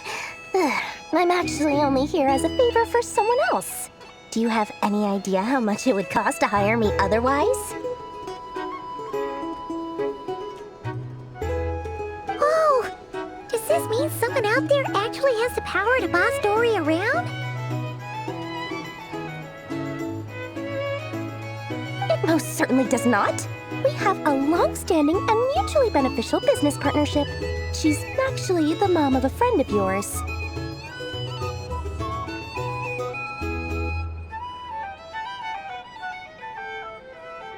Said mom supplied me with a great little trinket, but now that lady's ruined everything. If I don't start building a little goodwill now, my whole business in Notcry is gonna go down the drain! Okay. So what exactly is so special about this pendant? It's a lucky charm that a great mage made for me. We have a business relationship, and she was worried that something bad might happen to me. So, she wanted me to have something that can store power to protect myself with. I finally got it all fully charged up with Kuvaki, and then Nefer went and used it all up at once! Never lost so big in my life! You're right. It was all my fault. I didn't mean to drain all the Kuvaki in the pendant, but I'll make it up to you. You will? Well, in that case, how about you give me your chess set, and we call it even? I knew you'd say that. Well, it's yours if you want it. In fact, take it now, and I'll even throw in a free Raker of Solnari. Deal?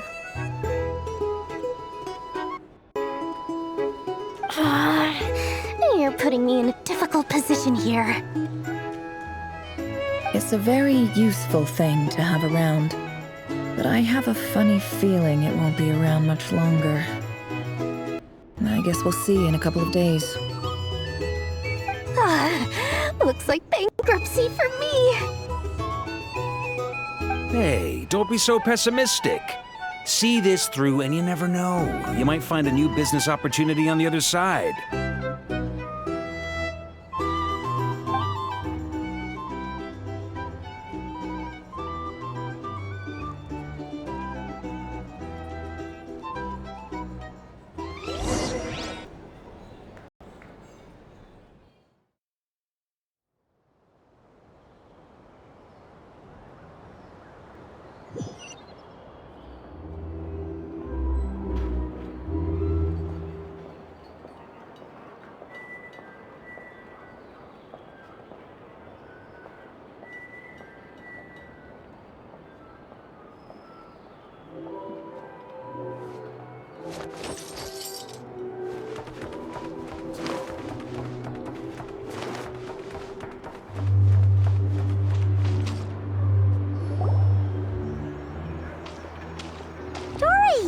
Everything's going.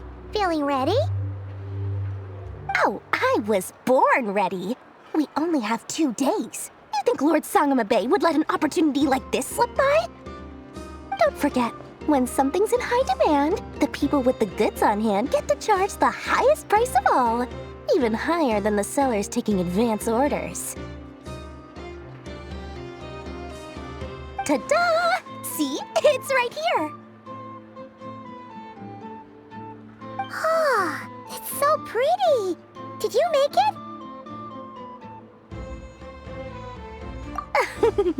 No, I have a supplier.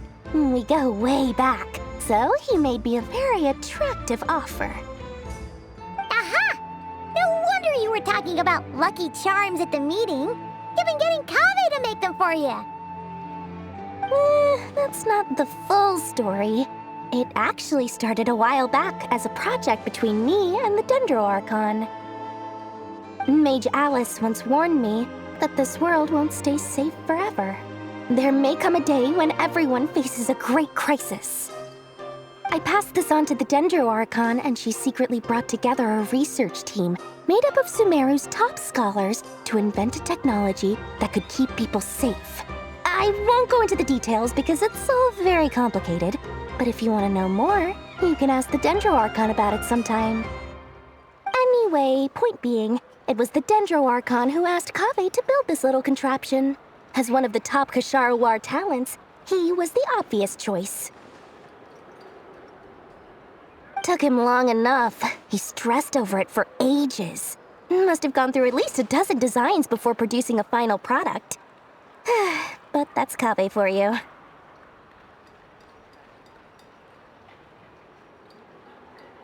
Marak delivered it to me a couple of days ago, along with a letter from Kaveh. Could I ask why I'm sending this technology to you? And what's your proposed use case? Has it been approved by the relevant authorities? So nosy. My fault for sending him the research permit to begin with. Surely, Nahida must have told him you were involved in this project. He was probably just nervous because you're always so secretive about your business. Could be, could be.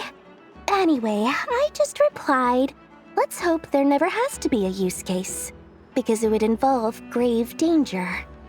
Fair enough. But it sounds like he was just being cautious. He probably felt responsible as the one who made it. Or maybe he was asking as a favor for his housemate. He's done that before. Not sure why, though. His housemate doesn't seem to really care that much about this kind of stuff. Either way, all's well that ends well. I'm just glad to finally have my hands on the product. I wouldn't want to be without it, given the potential dangers that lie ahead.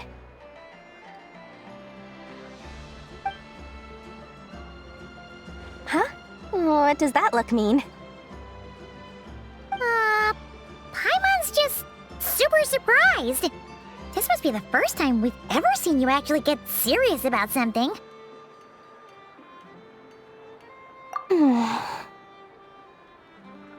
Well, a long time ago, I made a promise to myself. I promised that I was gonna live every day of my life with a big beaming smile. Obviously, Mora plays a big part in that. But there are always gonna be times in life when you have to give something back. That could mean paying back a debt, returning a favor, or showing some kindness. Alice has been a huge help to me over the years. She was the first investor I ever had. And I want my investors to know that Lord Sangamabe is the best in the business.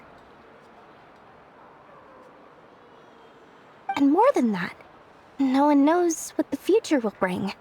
Whatever happens, I want to make sure the Dendro Archon and all of Sumeru is prepared to face whatever comes.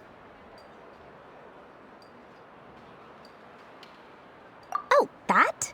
I was just making sure Nefer and I are square. Don't be thinking it was some sort of benevolent act. I'm no saint, so don't treat me like something I'm not. My priority is doing the business that I want to do, so long as my conscience lets me, but it usually does. That's the Lord Sangamabe business model.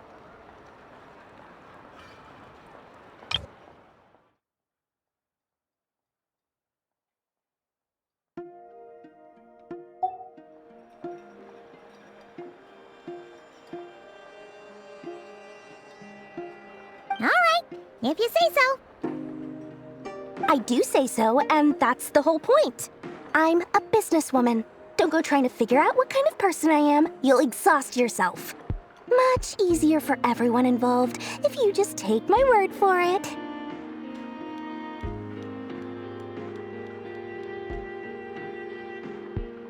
Oh, and could you two help me get this stuff where it needs to be?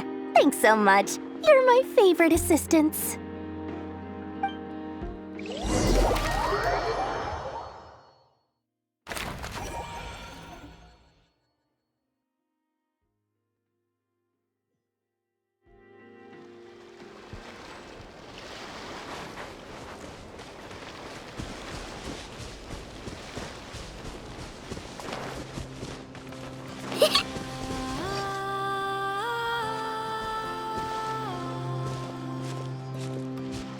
Traveler, Paimon, it's good to see you.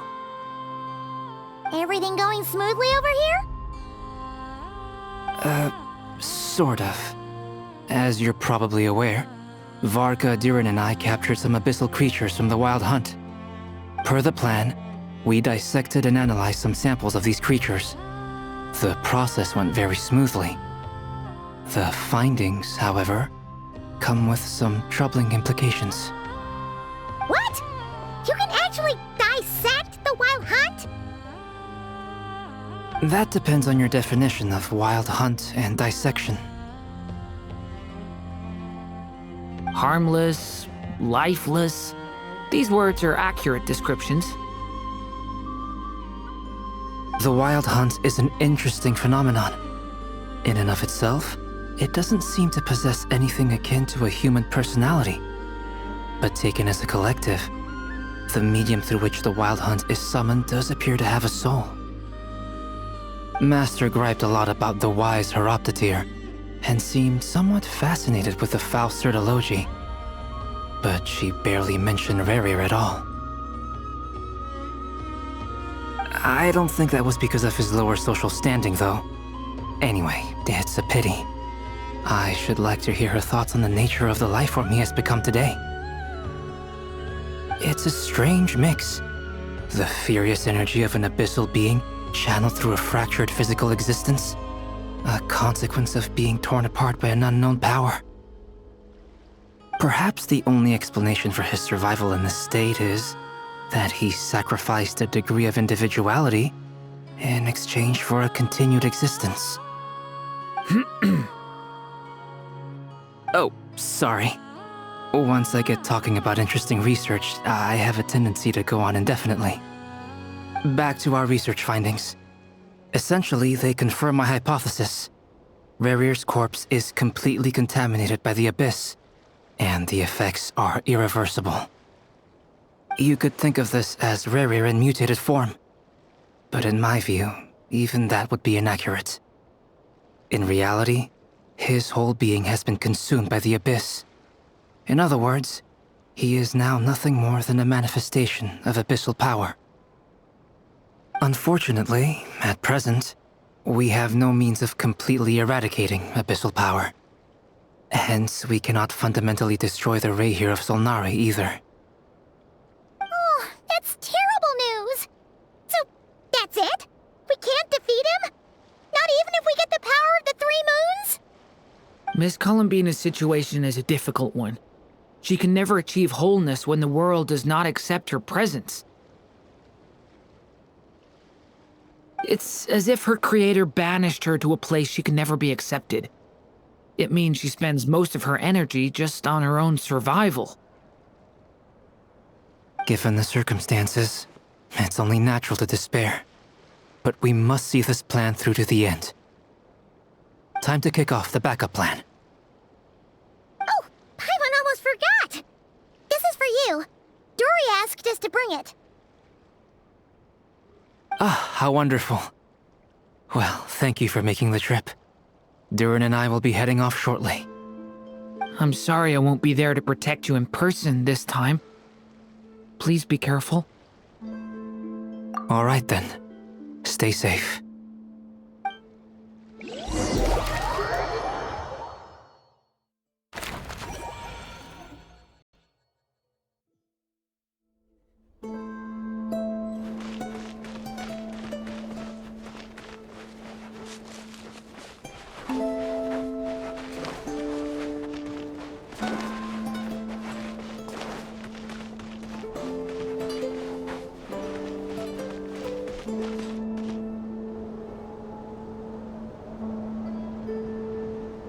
Miss Lauma, is everyone here? Yes. The fate of my flock is in your hands, Grandmaster Varka. Please keep them safe. My lady, what are you saying? Within the next 24 hours, we will face the biggest crisis the world has ever seen. This is not a burden that we deserve to bear, but I believe that we reap what we sow in this life. So I intend to act. I must do what I think is right. For me, that means fighting for the future of Nodcry. This gentleman is the Grand Master of the Knights of Favonius, Varka, Knight of Boreas. In my absence, please follow his lead. Hey, everyone. Guess I should introduce myself. Well, to start with, I know my way around a battlefield. Biggest strengths are honesty and hard-workingness. Anyway, point is, I don't intend to let Lauma down. I'm gonna do everything in my power to keep every last one of you safe and sound.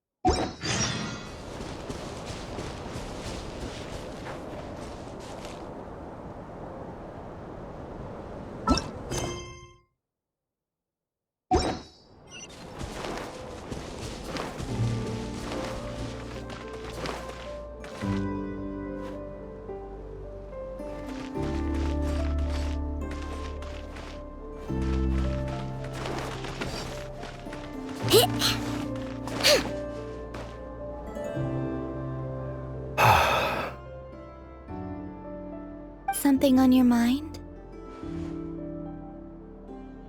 Miss Columbina, was it? I believe that's how the others addressed you. That's right. Names are funny things. Have you always been called Dainsleif? Yes. I take it your own name has a more complicated history. I have a different relationship with names than other people. To be honest, I'm not even sure that Columbina is my name.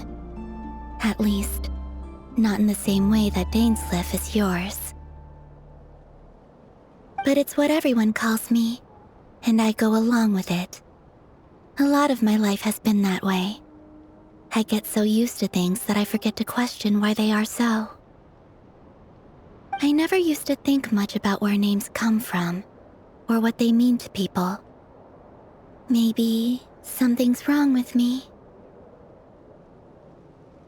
You're different from other people. I sensed it the first time we met. You're more perceptive than most.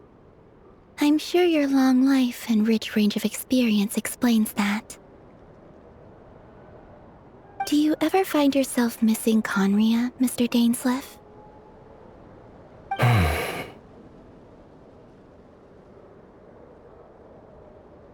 Difficult to answer. I have dreamed of the past many, many times. Sometimes I'm fighting tooth and nail. Other times I'm lying on the ground, defeated. I don't recall any happy moments from that time. It has been too long. Is that because hatred survives longer than love and affection? That would not be for me to say. I make no excuses for the grudges I bear. But whatever the reason, I remember little that was beautiful or sentimental. Thank you for your help with the Rerir situation. Without your efforts, I never could have learned the hidden truth of his story. You're welcome. I know he's your friend. Friend? He betrayed me. And I never really understood what he was going through in life. Some friendship, that is. Okay. So, do you plan to fight him with us?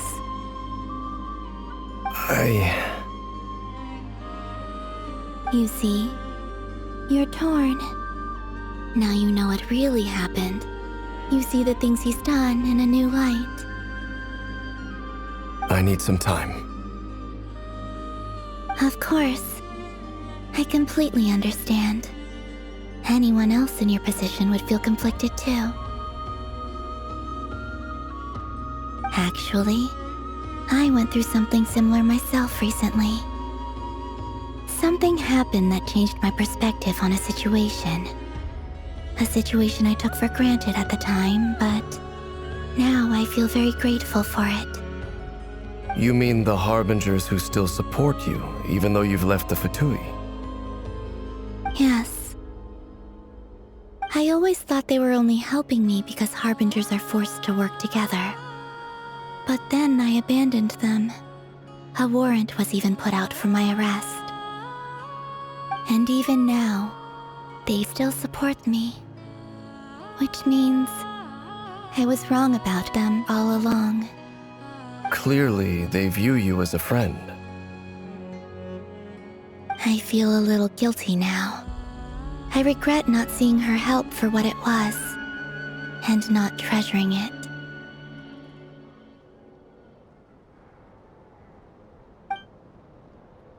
I see the guilt that you're feeling now, because I feel it too.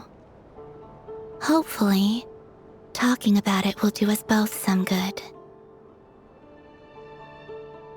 Have you noticed that the Traveler and Paimon are over there?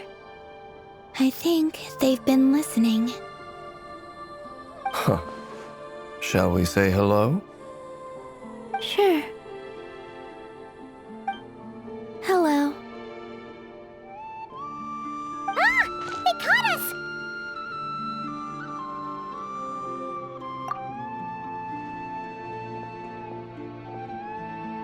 I apologize for making you worry. No doubt you wish to know where I stand on the plan to take down the Raher of Solnari. I'm afraid I need a little time, but I will seriously consider joining you. You will? Oh, thank you so much! Everyone will be so grateful to hear that! They needn't be. This was something that I was going to have to face up to eventually. That doesn't matter to them. They're grateful to you regardless. You can't control their gratitude, so just accept it. And then, have a think about whether you're willing to join us.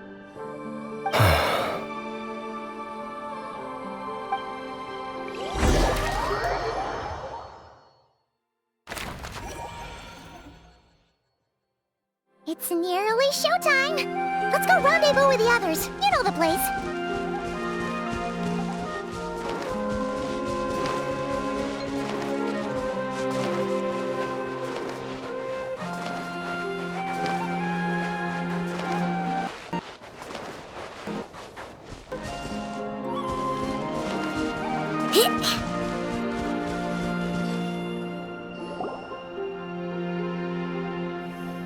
Ah, you're earlier than I expected.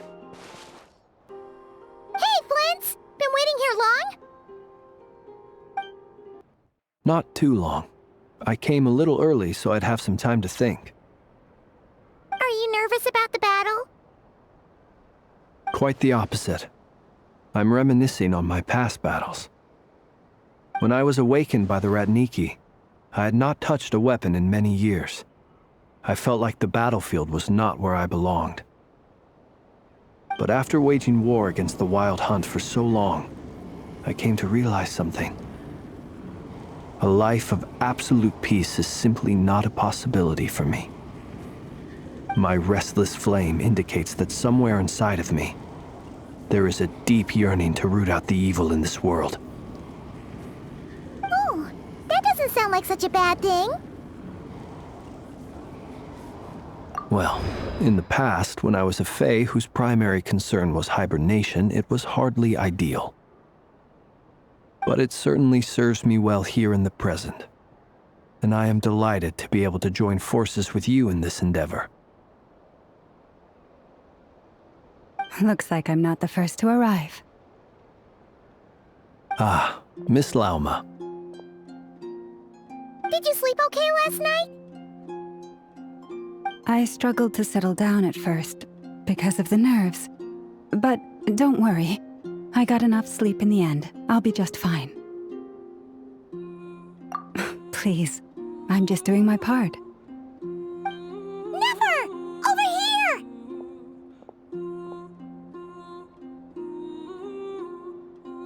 Aino asked me to relay a message. She said Anefa will be on high alert and keep a close watch over all secondary districts where defense is required, providing support as necessary.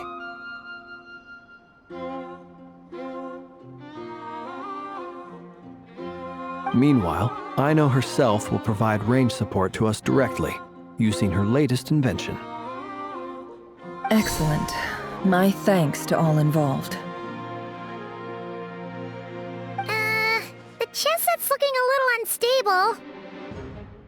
It won't hold him much longer. We should be prepared to engage at a moment's notice. No sense sitting around waiting. Let's make the first move while we still have the option. I agree.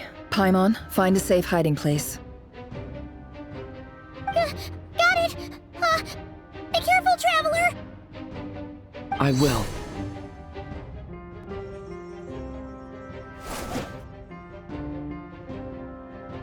Everyone, take your positions as soon as the battle starts. Every ounce of strength we have in our bones, let us bring to this fight. Ready? Let's go.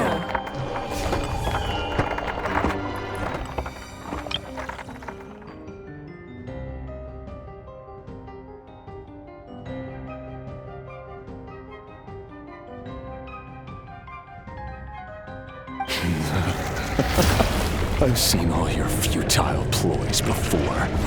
You have become the authors of your own demise. I wouldn't be so sure about that. You are merely a moment of sport before I tear down the moon.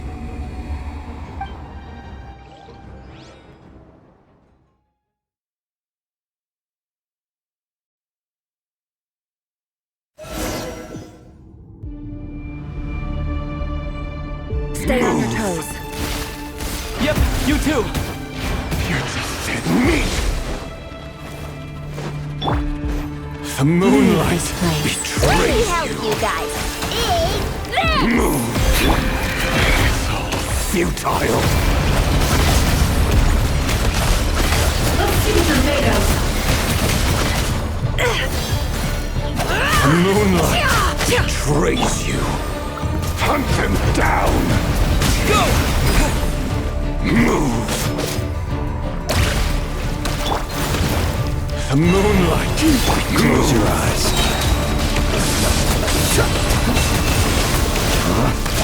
Be silent. Hunt him down. Keep your distance.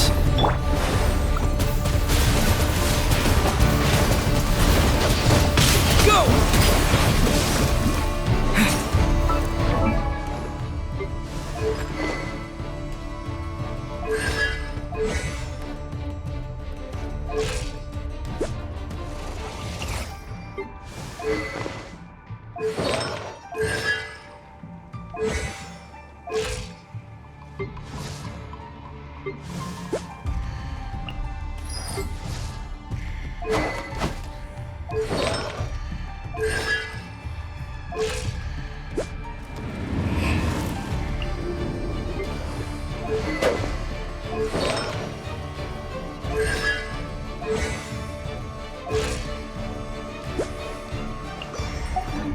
The moonlight betrays you. Observe. Do you fear the dark? Close your eyes. Observe. Night falls. Go!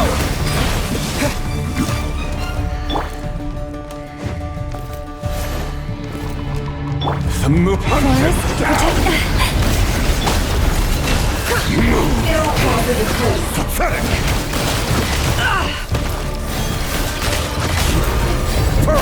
Can't hide the... It began with the moon, and so shall it end. The moon will protect you. Move!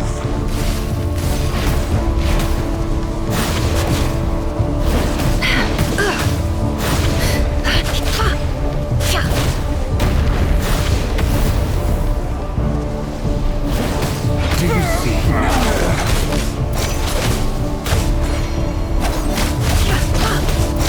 Get on here.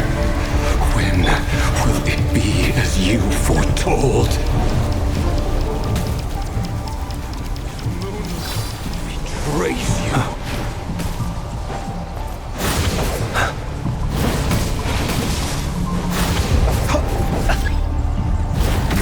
Spirits not welcome here.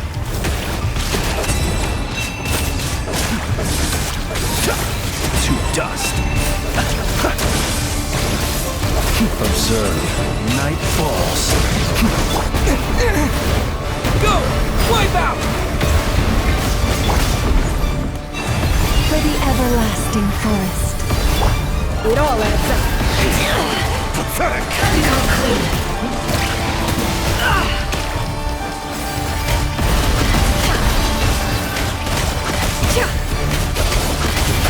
The mystery unravels. Water jet! You poor lost lamb. Move! Be silent.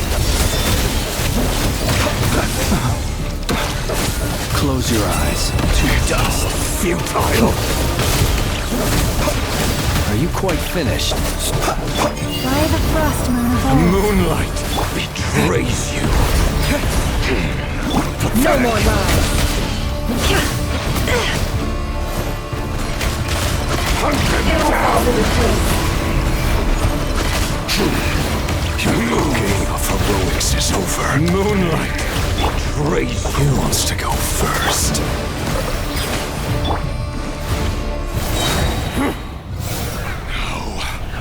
Get out of my sight! No! We've been separated! For the take! You okay? Never! Where are the others? Stuck outside the barrier. Guess he really doesn't like us. Knowing too much is always a death sentence! Be careful what you wish for!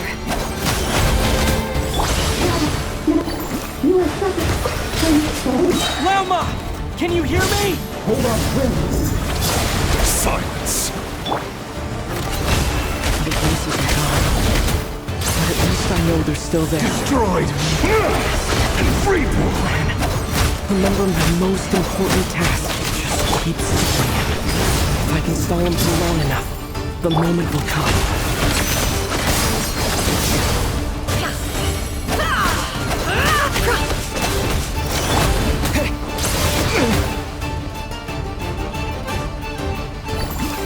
Go! Yeah! It all adds up. It all falls into place. Time to come clean. The mystery unravels.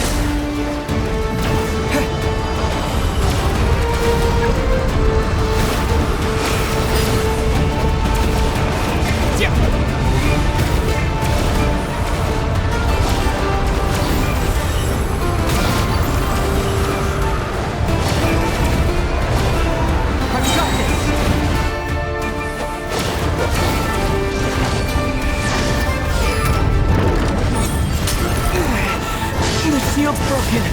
I can't keep this up. Don't push your luck. Your death is within my grasp.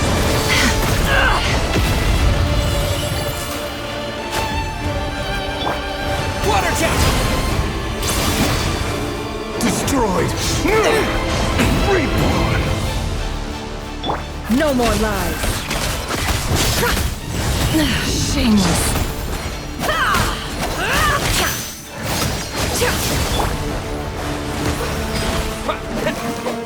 Can't hide the truth.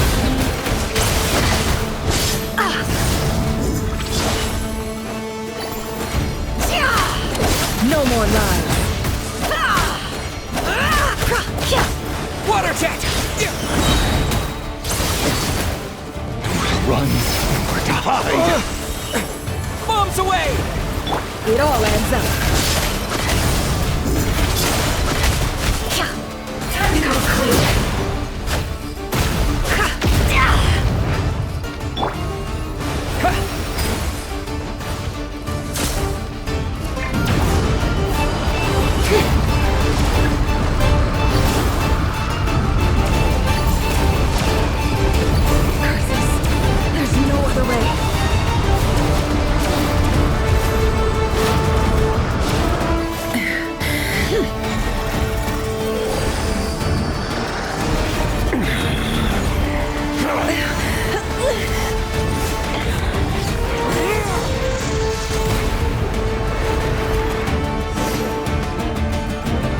The only way to defeat Rarer is to borrow his own power.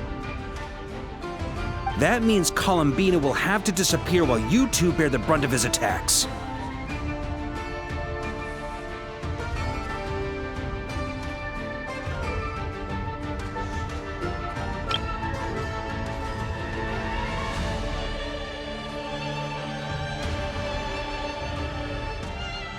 You have to hold on. Find a way to keep him focused on killing the two of you.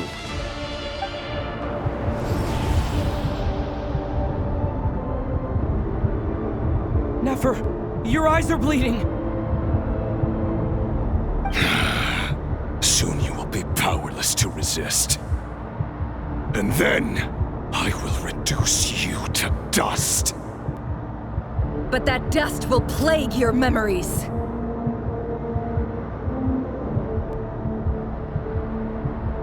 Come on, keep holding on. Any other tricks up your sleeve? Let's see them.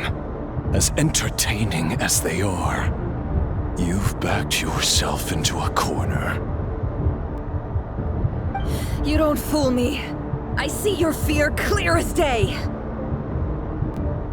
I have to stoke his rage. Make him unleash everything. You fear what you could never defeat. You fear the thought of never being able to save your beloved. You cannot win the fight against fate, Rerir. Is that what you think? Well, now it's your turn to feel afraid!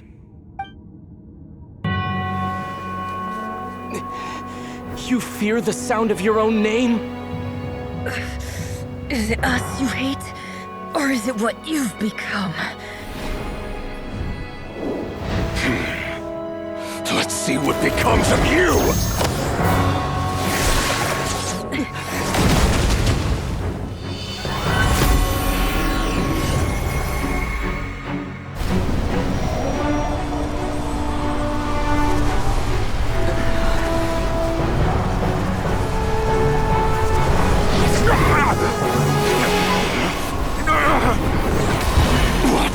Happening? That power. I've seen it before.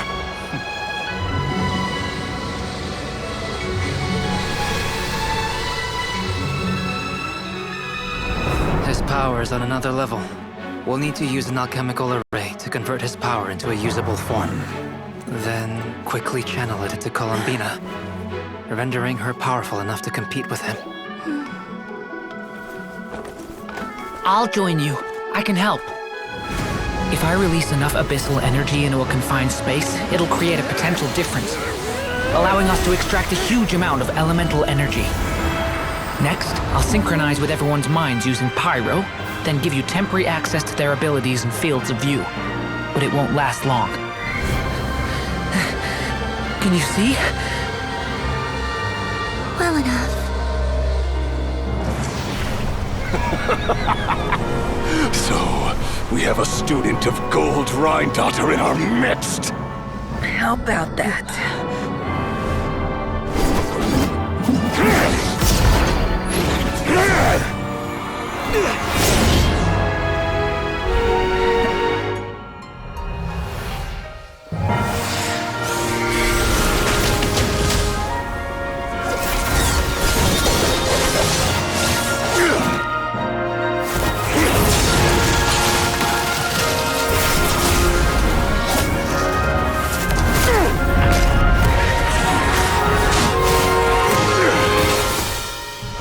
You use my own power against me?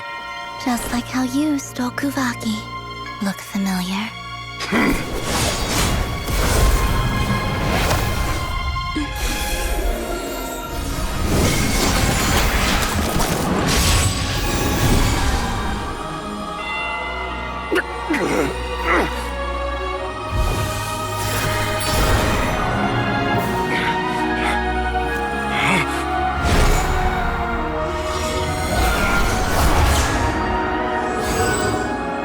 Don't you realize? You don't have the power to hold that gate open! I don't, but someone else does.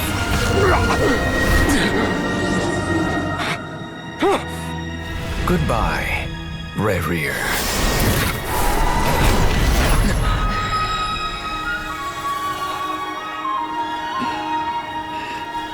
We won.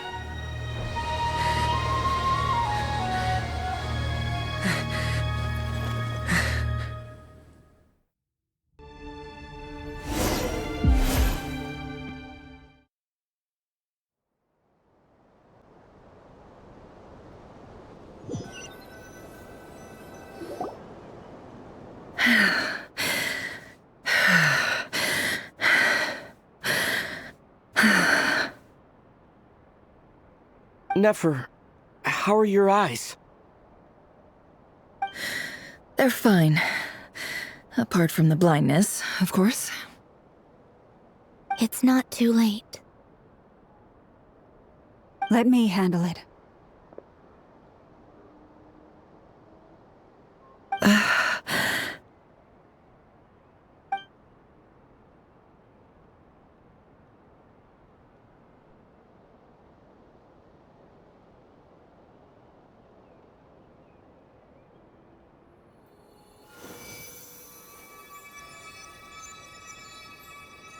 Miss Nefer, it's not like you to lose your composure.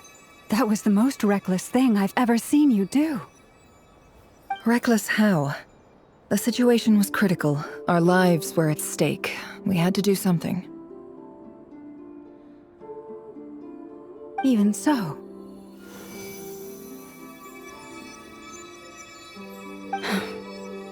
Okay. I guess you're right. Under the circumstances, it was a wise decision.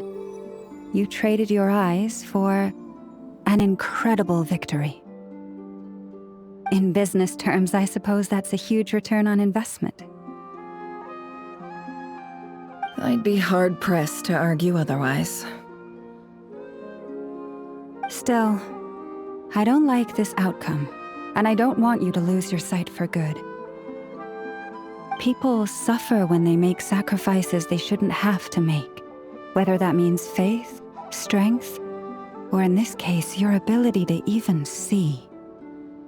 I had hoped you could win without sacrificing so much as a single hair on your head.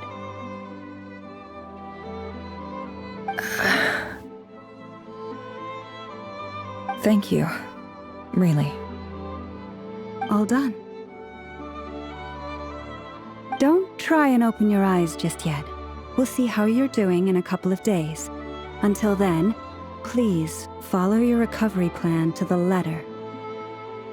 I'll send full details through Yehoda. For now, just get yourself home, relax, and rest.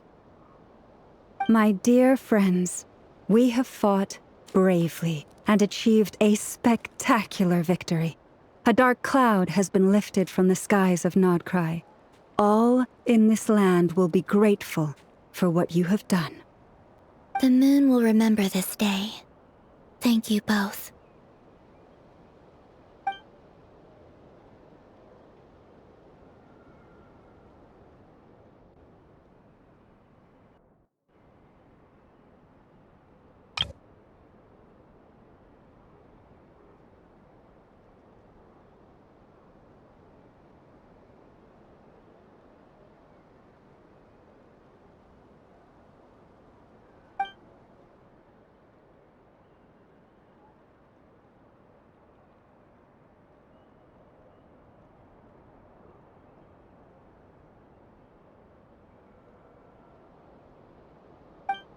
There's something I want to let you know.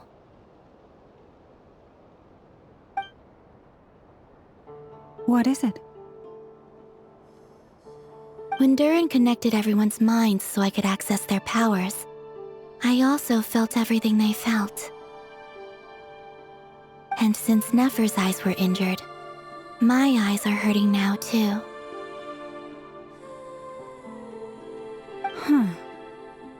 Hold on.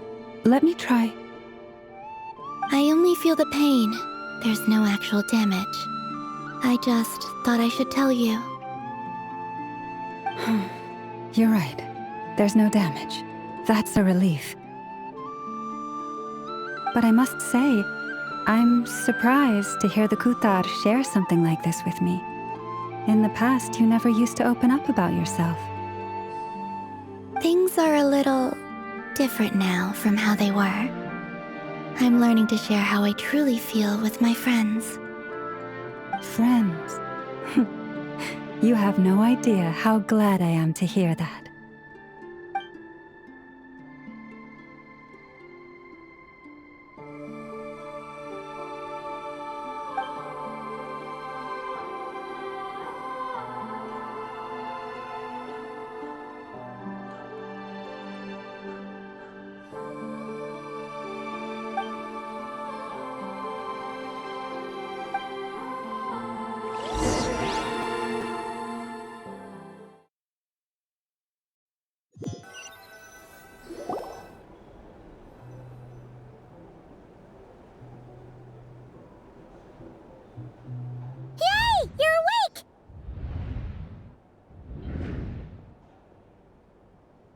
How are you feeling?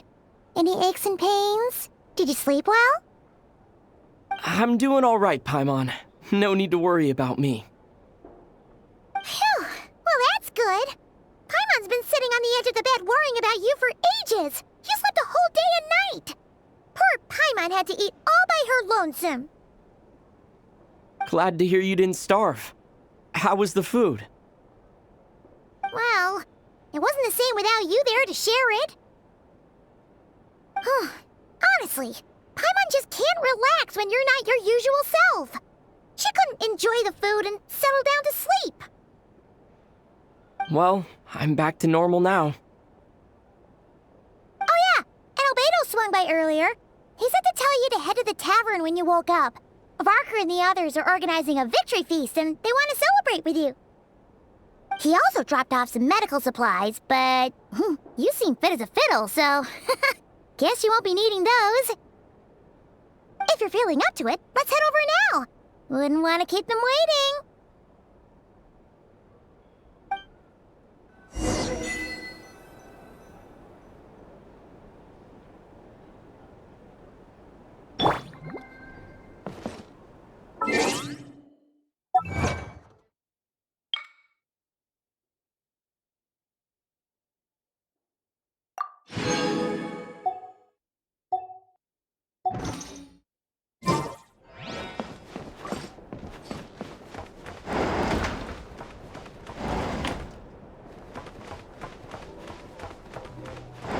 It's so noisy here.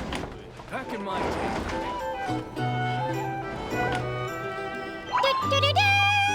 We're here!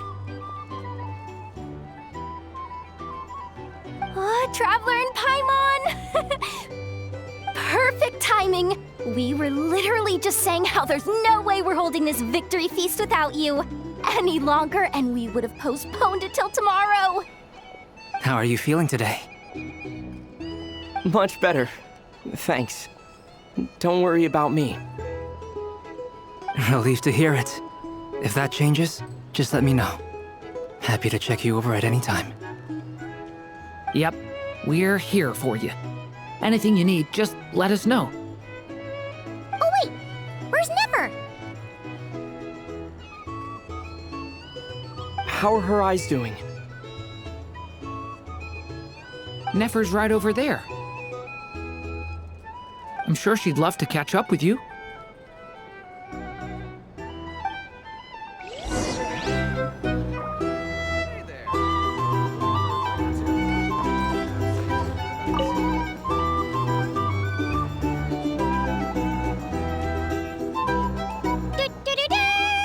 We're here!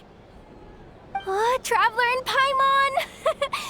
Perfect timing! We were literally just saying how there's no way we're holding this victory feast without you any longer, and we would have postponed it till tomorrow. How are you feeling today? Much better. Thanks. Don't worry about me. Relieved to hear it. If that changes, just let me know. Happy to check you over at any time. Yep, we're here for you. Anything you need, just let us know. Oh wait, where's Nefer? How are her eyes doing? Nefer's right over there. I'm sure she'd love to catch up with you.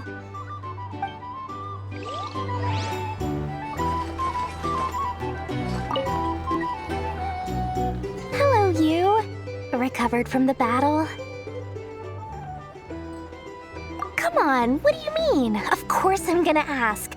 I care about my friend's well-being. And we are friends, aren't we? Get yourself a drink. You've more than earned it. In fact, today, your drinks are on me. Lord Sangama Base got you covered. Wow, really? What about Paimon? Has she earned it too? Has she? Please? Well, you haven't been through quite as much as the Traveler, but... what the heck, sure. Yay! Wow! Drinks on Dory! What a historic day. Hey, keep your voice down, or everyone else is gonna want in too. Have you heard anything I've been saying recently? Doing business in Nodcry has been an absolute nightmare. If I'm buying for everyone, oh... Okay. Paimon will speak more quietly. Jeez. That's more like it. Don't you forget, Lord Songama Bay doesn't just go around buying drinks for anyone and everyone.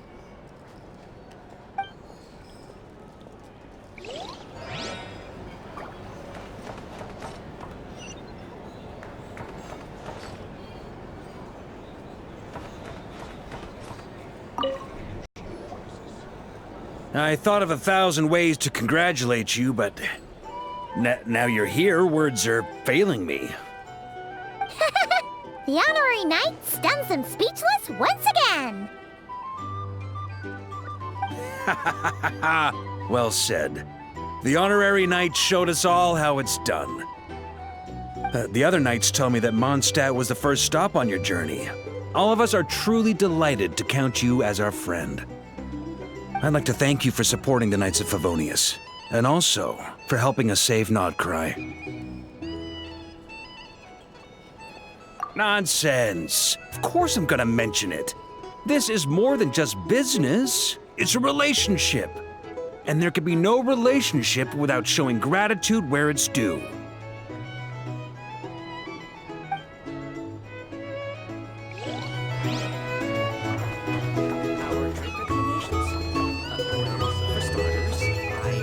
You drink less.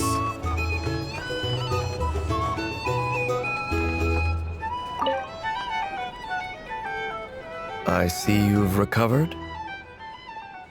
You bet. Snooze his way to a full recovery. Glad to hear it. A healthy body is paramount. Nothing else in life is possible without it. So take it slow. You can't afford an injury. Paimon, too! You really saved the day when you swooped in to open that gateway. I came to accept that although Rerir was my friend in the past, here and now, he was an enemy that must be defeated. Though I will never fully understand what happened between us, I could not let this crisis deepen any further. We fought a very necessary battle, and you played your part admirably.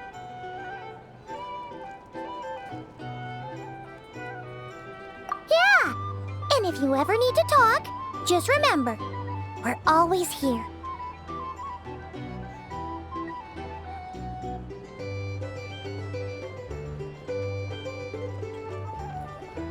I'll do that.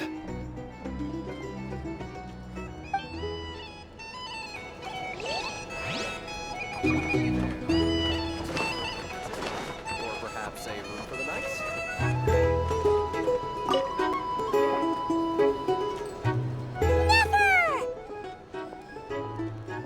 Traveler, Paimon, are you recovering well? Turns out that moon chanter has some real talent after all. My eyes were mostly recovered after just a couple days' rest. I can actually open them again now. Yeah, but you gotta be careful. Lauma says not to strain your eyes while they're still healing. Yes, thank you. I'm well aware. Yehoda, could I borrow you for a moment? I could do with an extra pair of hands. Oh, sure. Coming. Did you hear that? I gotta go help Lauma for a second. You guys chat among yourselves. I'll grab us some drinks on the way back. Paimon, you still like them sweet? You bet. Make it extra sweet, because Paimon's earned it. Sure thing.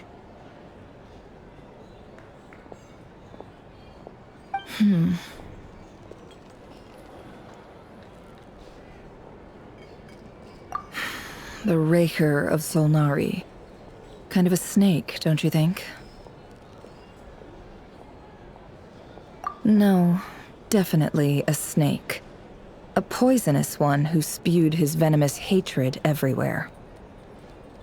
Anyone who seeks revenge out of hatred for other people has become a snake.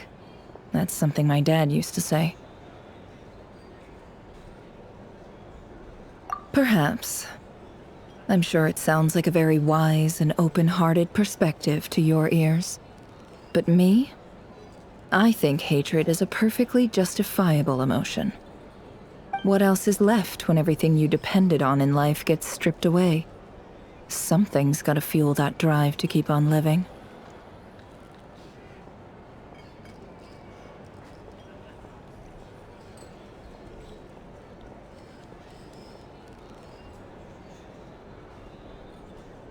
If you're worried about me, you can nip that in the bud. I'm not someone who gets stuck in the past. It's just... I suddenly feel like I was wrong to call my father a liar. He was just a fool. That's why the Academia turned their back on him, and why the other tribes ganged up on him. Oh, Father. How much better things could have been if you were a skilled liar. Look at the Ibis King. Thoth is a fiendishly cunning liar. And yet, strangely, he feels more like a father to me than my real dad ever was.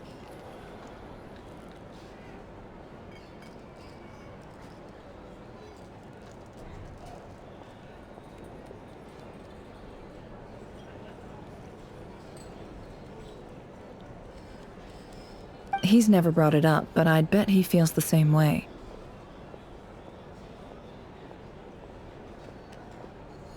Why else would he give me the power to perceive the truth, while at the same time training me in the art of deception?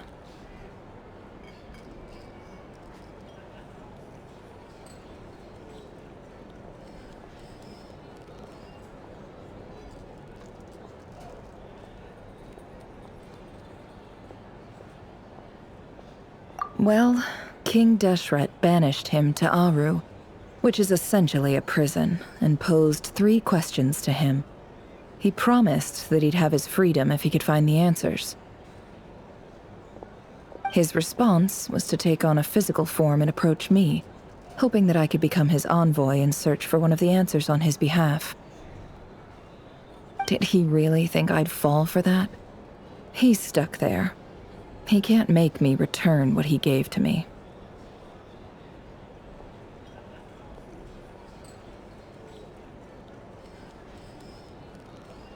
So that's enough for you to decide he's nice, is it? He's a prisoner, and he was scared. So he decided to perform some good deeds to win people's approval. He lives in fear because he's a deceiver. How is Rerir any different? You can't work as a spy your whole life and expect a happy ending. It's preposterous.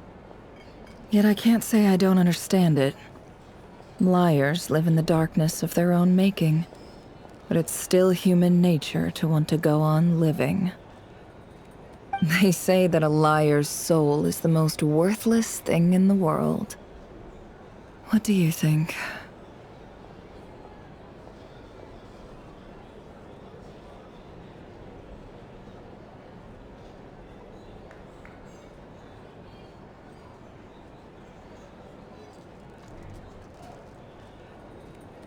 Oh, really? Well, it takes a very kind person to find compassion even for liars. If you ask me, the soul of a liar really is worth nothing, because all they care about is themselves. For example, when something good falls into my lap, I don't go sharing the news around. Stops other people trying to steal it from me.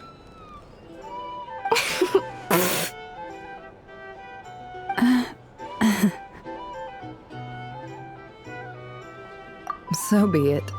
They have sharp ears. I can't keep anything from them. Oh, is that what it looks like? Well, you all know my past now, and I can't simply eliminate everyone who knows too much.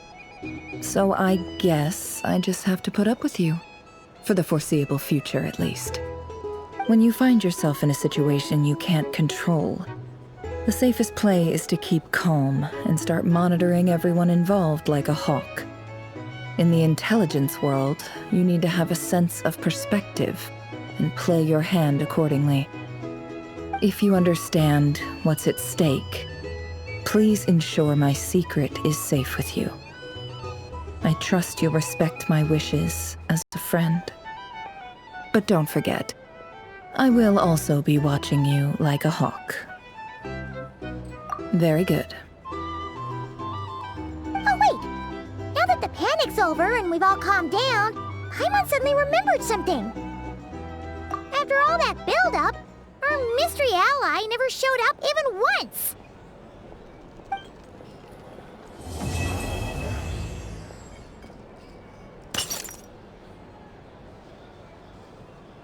Huh? Am I imagining things?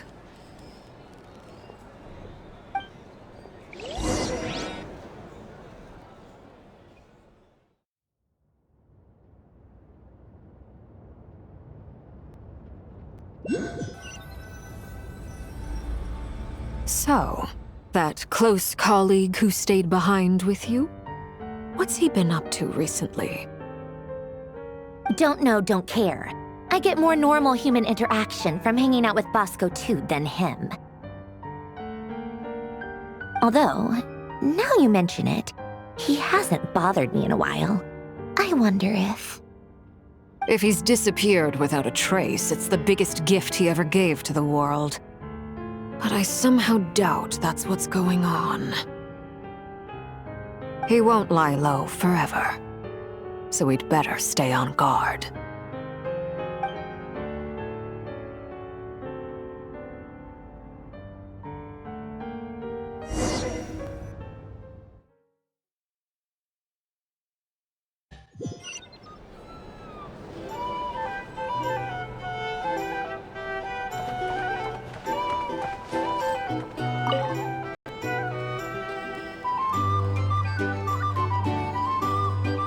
Ah, Lord Sangamabe. How lovely to see you. I must thank you for the device you provided. It was an enormous help. Would I be right in thinking that it was developed by the Academia? Why come and ask me when you clearly know already? I mostly came to thank you. That's more like it. A little gratitude goes a long way with Lord Sangamabe. Play your cards right, and you might even stand a chance of becoming my long-term supplier.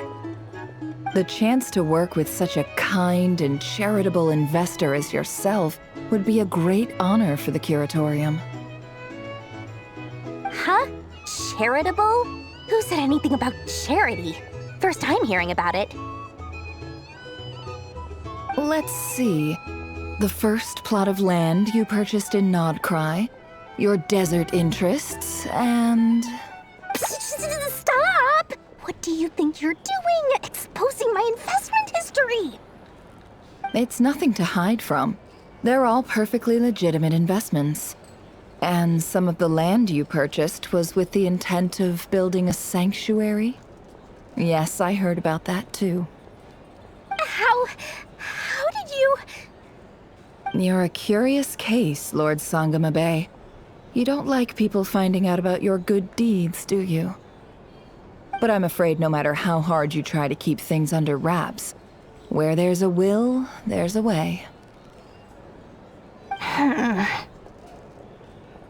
You did it for Sumeru, didn't you? It was empty land that was gonna go to waste otherwise. I figured if I built something there, it might at least get some use in an emergency. Disasters are capricious things. They strike without any warning. I've lost family to a disaster before, and I don't want to lose any friends or business partners if I can help it. My elder sister used to dream of finding a sanctuary. Somewhere with plenty of food, water, and medicine. Where everyone could live happy lives. It was something I looked into, but after discussing things with the Dendro Archon, I decided on a more effective strategy. The tech people handled the tech, and Moneybags provided the Mora. It just made the most sense.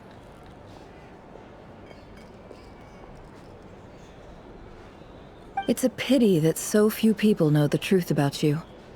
Everyone says that you view everything in terms of Mora, and all you care about is growing your own wealth.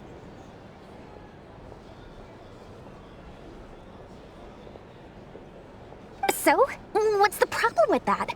Everyone wants to be rich. It's human nature. So yes, I love Mora, and it's nothing to be ashamed of. But surely you have dreams of your own beyond just making Mora. You don't get it, do you? My dream is to invest in other people's dreams. And, you know, make a nice little slice for myself along the way. Just thinking about it makes me happy. That sweet, sweet sound of Mora. Thank you. For the device? And the pendant. Oh, that. I was just returning a favor. Don't worry about it. Seems like we've both been away from home for a very long time. Yeah.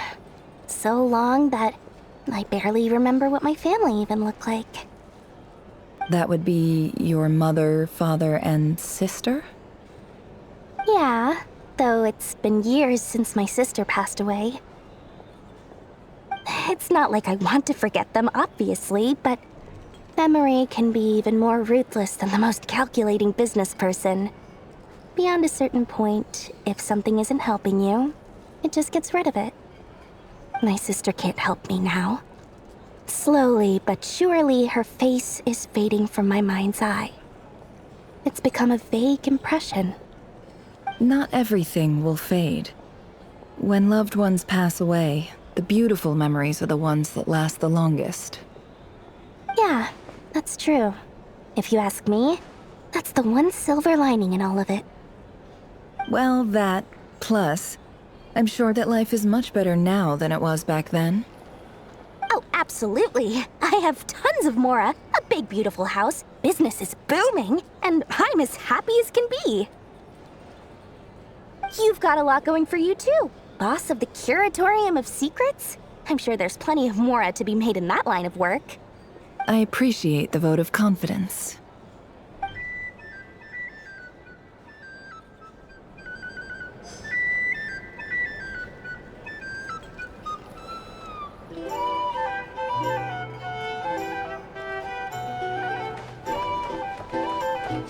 Hey there. Looking for a drink or two? Say our drink recommendations. A drink? Or some information? Either way, I'd be happy. How have you been holding up? Any adverse reactions? If you start to take a turn for the worse, make sure you tell me right away. You don't need to worry about me, Grandmaster. I'm fine. I mean, I barely did anything, so...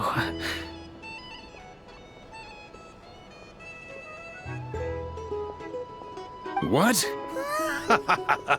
You're too humble, young man. You played an indispensable role in the battle for Notcry. We can't thank you enough for your support. Sometimes, when people praise you, it's because you deserve it. The best thing is to accept it calmly and with grace. It's important to learn how to respond to words of admiration. Let's do a quick demonstration. Albedo, that was an incredible feat of alchemy. The pressure was on, but you worked flawlessly at lightning speed to get the job done. Thank you. I can't take all the credit, though. Durin played a big part in forming the alchemical array. See? Did you catch that? A masterclass in how to take a compliment. Okay, yeah. I did work pretty hard to help prepare for the battle. No point denying that. Hey, you guys! Hey, look who's bounced back. Looking good, Traveler. Seems like you've recovered. You won't need to take any more medication. Can I get you a drink? Huh? You know how to order at a bar now? You've sure learned a lot recently. Handling a drinks order is ridiculously simple compared to alchemy. Don't worry, I'll blend into society yet. Paimon believes it. You're clearly a fast learner, just like your brother. To be totally honest, though, Paimon didn't quite follow all the details when you first explained the plan to us. Don't worry, that's completely understandable. Unless you're a student of alchemy, it's hard to grasp the principle and how the process works. To put it in the simplest terms, we saw how our enemy stole the power of Kuvaki. And that gave us the idea of stealing his power to turn it against him. When facing an enemy you have no hope of defeating, it's best not to engage them in battle. So, instead of looking for a way to overpower him, we decided to help Columbina get strong enough to at least stand up to him in a fight. For this to work, we had to analyze his modes of attack, confirm who his main target was, and make sure that he wouldn't go beyond the range of the alchemical array. For added security, we prepared a total of 4 arrays. But to mitigate the impact of the battle, we identified one location in particular as the ideal spot, which is where the confrontation took place. The alchemical array absorbed his abyssal power. Then Durin processed it to render it usable by Columbina.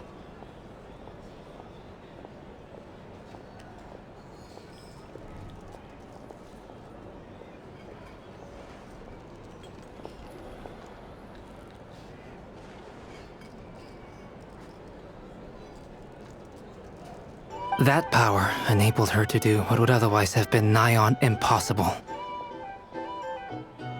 What surprised me was that Dainsleif actually agreed to join us. Given his history with Rerir, he had every right to sit this one out, but we're extremely grateful for the decision he made. It must have been a painful choice to make. But I'm sure that making a decision was far better for him than staying in limbo. Absolutely. He was torn between 2 paths, but in the end, he made his choice and stuck to it resolutely. He doesn't strike me as the sort of person who'd stay trapped in limbo for long. Anyway, however you cut it, everyone gave a stellar performance. And now, it's time to kick back and celebrate.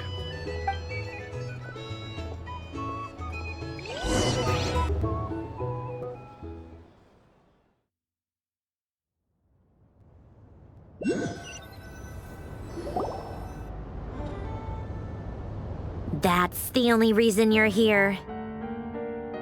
Yes. I've thought a lot about it. And I've realized that you, me, and Arlecchino should be friends. I think this is very important. So I felt I had to come and tell you. Well, this is a new one. I'm so moved. I can't even hold my teacup. If that's all, you can leave now. Do you not want to be friends with me? Or is it that you prefer being co-workers? What is this, Columbina? Are you deliberately testing my patience threshold? Right now, my politeness module is active. But if you say another word, I swear I'll shut it down. If your politeness module was active, wouldn't you say the word please at some point? Polonia, please see Lady Columbina to the door. Will you still invite me to your next tea party? What? Yes, I think you will. Bye-bye, dear Sandrone.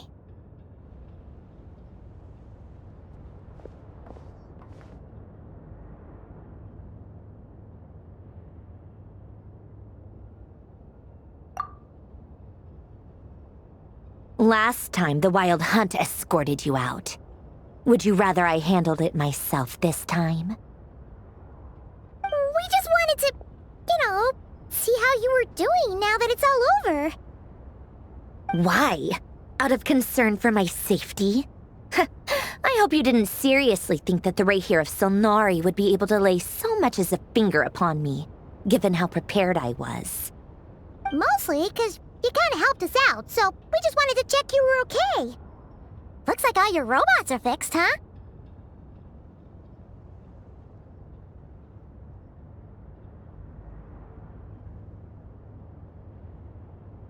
Oh, don't you worry about that. Tea time is already a write-off. The visitor before you managed to kill my appetite. If you're in the mood for tea, go ahead and help yourself. Otherwise, it's going to waste. My coasters are still missing in action, though. Use this notebook instead. Whoa! Pretty hefty notebook. Look at all those calculations. You can ignore those. They're just dumb scribblings. I doodle and write in my free time. Sometimes I remember the distant, dreamlike past. Sometimes I imagine the far-flung future. And other times, I grit my teeth and note down all the crazy nonsense going on in the present. Some people do the crosswords in the newspaper. This is my equivalent of that. Trying to predict the future is like daydreaming, and writing about the present just makes me furious. The past is my favorite. If nothing else, it's already set in stone, so I don't have to rack my brains trying to figure it all out. Huh. Although, having said that, the only vaguely interesting memory in my past is probably that guy they call Lord Artificer.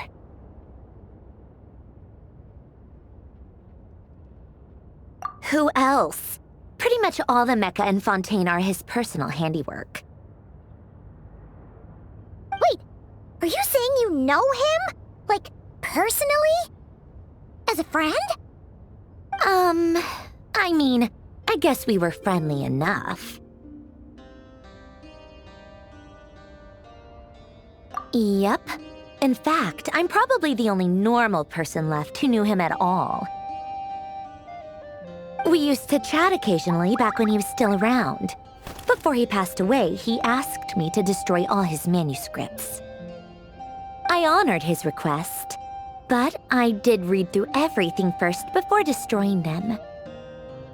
I mean, I couldn't let the genius of Lord Artificer Alain Guillotin disappear like that. Would have been such a waste. So, that's where the formulas in your notebook are from? I just told you. Those are my equivalent of crossword puzzles. They're just dumb formulas that I solve for fun when I'm bored. Alain's work was like epic poetry. The formulas in my notebook are just silly little riddles in comparison. Not that there's anything bad about them.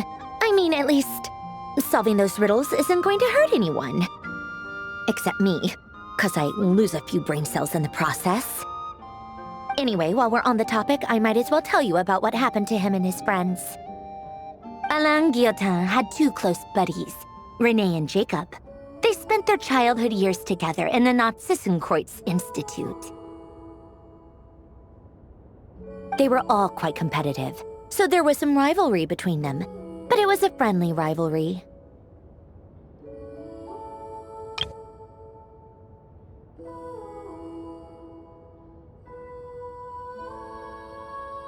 But beneath the friendship and the rivalry ran something deeper, a sense of nostalgia for the past. Unfortunately, childhood would end, the prophecy would come true, the apocalypse would arrive, and the future would never be. A mad dream that would normally only capture the minds of lunatics began to take root in their hearts. A dream of saving the world. And if René and Alain had been people of lesser wits, that dream would probably have ended up as something for them to joke about in their older years. But alas, they were some of the sharpest minds around. They nurtured that dream with the full power of their intellect, and it grew into something that ate away at their souls. The first of them to fall under its spell was René. Against Alain's wishes, he persisted in experimenting on a mutual friend of theirs to try and save their life. Alain did not approve and parted ways with René. It's complicated. Alain wanted to believe that René only did what he did for the sake of their friendship. But when he told me about what happened, I could tell he still had some suspicions about René's motives. Perhaps the seed that would grow into a nightmare had already sprouted in René's mind. Even then. The next time they met, René's soul had been completely engulfed by the dream of salvation.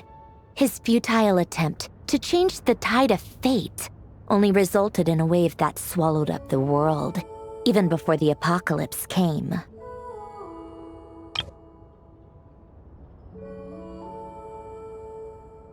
And although that wave died down eventually, I hear that it just recently came back with a vengeance. As I understand, René wanted to live out his dream of salvation once more. But I'm told that the attempted resurgence finally died out for good. At long last, René awoke from his deluded dream. Though of course by then it was far too late. What do you think of René? Do you admire his transcendent genius? His view that any price was worth paying to achieve the lofty goal of saving the world? Or do you despise him? Dismiss him as an evil madman who wrought havoc on the lives of everyone around him as he pursued his delusional dream? Same difference, really.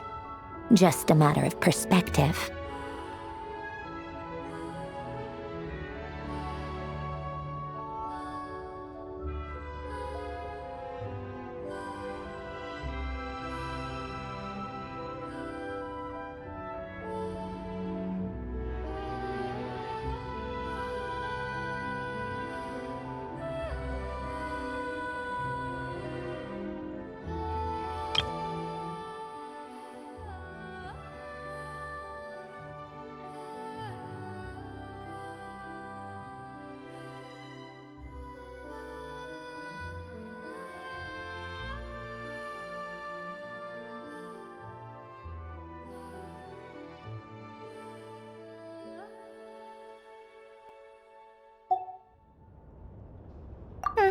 What a cop-out. But I suspect you'd have a more incisive and insightful answer if we dug into it further.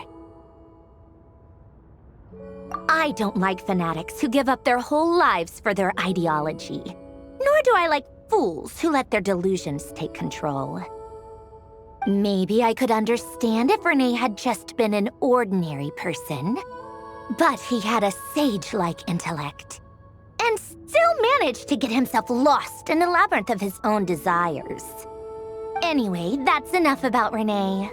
Now, moving on to Alain Guillotin, the Lord Artificer. He managed to put a stop to the first storm whipped up by René. But after that, Alain lost his friends and family. To his credit, I suppose, the loss of his family and friends was purely a tragic accident. It's not like Alain sacrificed them for his cause or anything. After that, the only thing supporting his work was the same dream that had dragged his closest friend down to the abyss.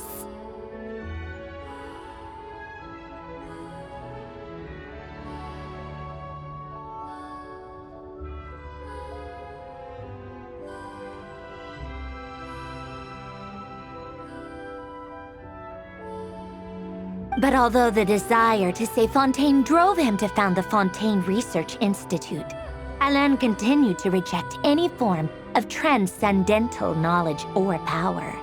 He was suspicious and fearful of it, having seen the way it had affected his closest friend. I think that formulas and machines derived solely from human intellect were the only thing that gave him a sense of spiritual comfort. Yet Alain's intellect was simply too great. It barely left him space to breathe in his lifetime. Once he realized that the end of his life was approaching, he finally accepted the truth. The Nazissenkreuz Institute needed someone, and a human being, to see its story through to the end.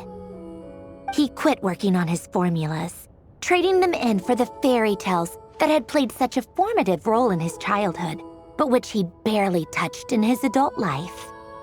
He told me that the director of the Nazissenkreuz Institute used to read those fairy tales to the children as bedtime stories. Apparently, they worked wonders at sending kids off to sleep. I think that all he wanted at that time in his life was to be able to sleep deeply without being plagued by depression. By that point, nothing else really mattered.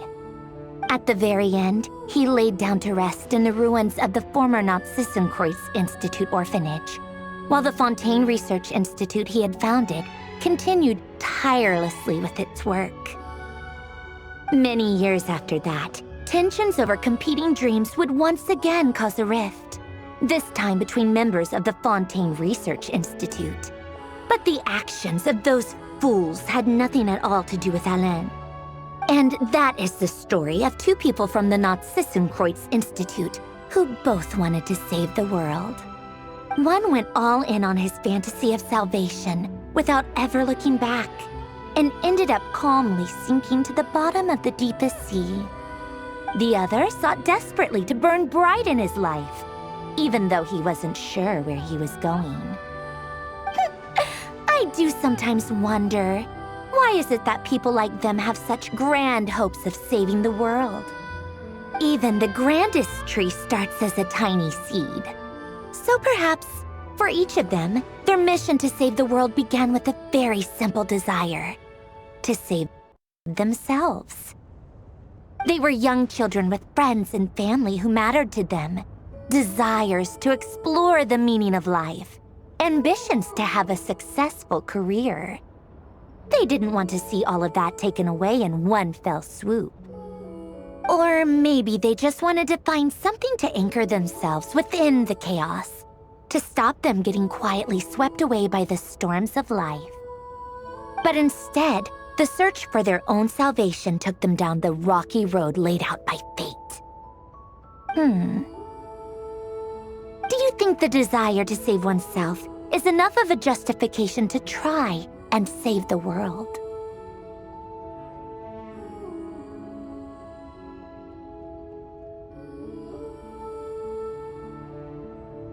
Sensible answer. Glad to know you've got your head screwed on straight. Alain would disagree, though. I asked him the same question back when he was in his prime, putting all of his energy into his work. Yes, it's enough. No elaboration, just a quick, short answer before getting right back to his work. He was always that way. All right, tea time's over. I owe Arlecchino a favor for telling me these stories. I'll have to bring a whole sack of gifts the next time I visit the House of the Hearth. I'm gonna go tinker with Polonia now. You guys can do whatever you want, as long as it doesn't involve interrupting me. Polonia, exit hibernation mode. Begin diagnostics.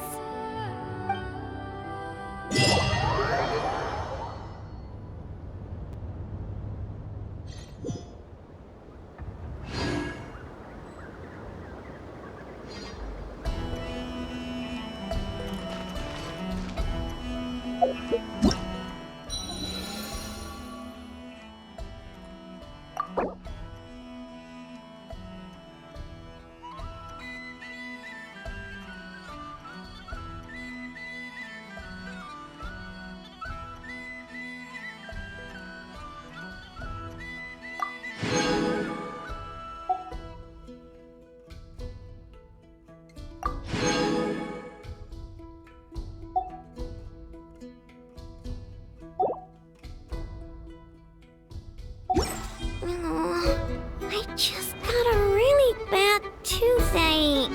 Why? Enough! Help me!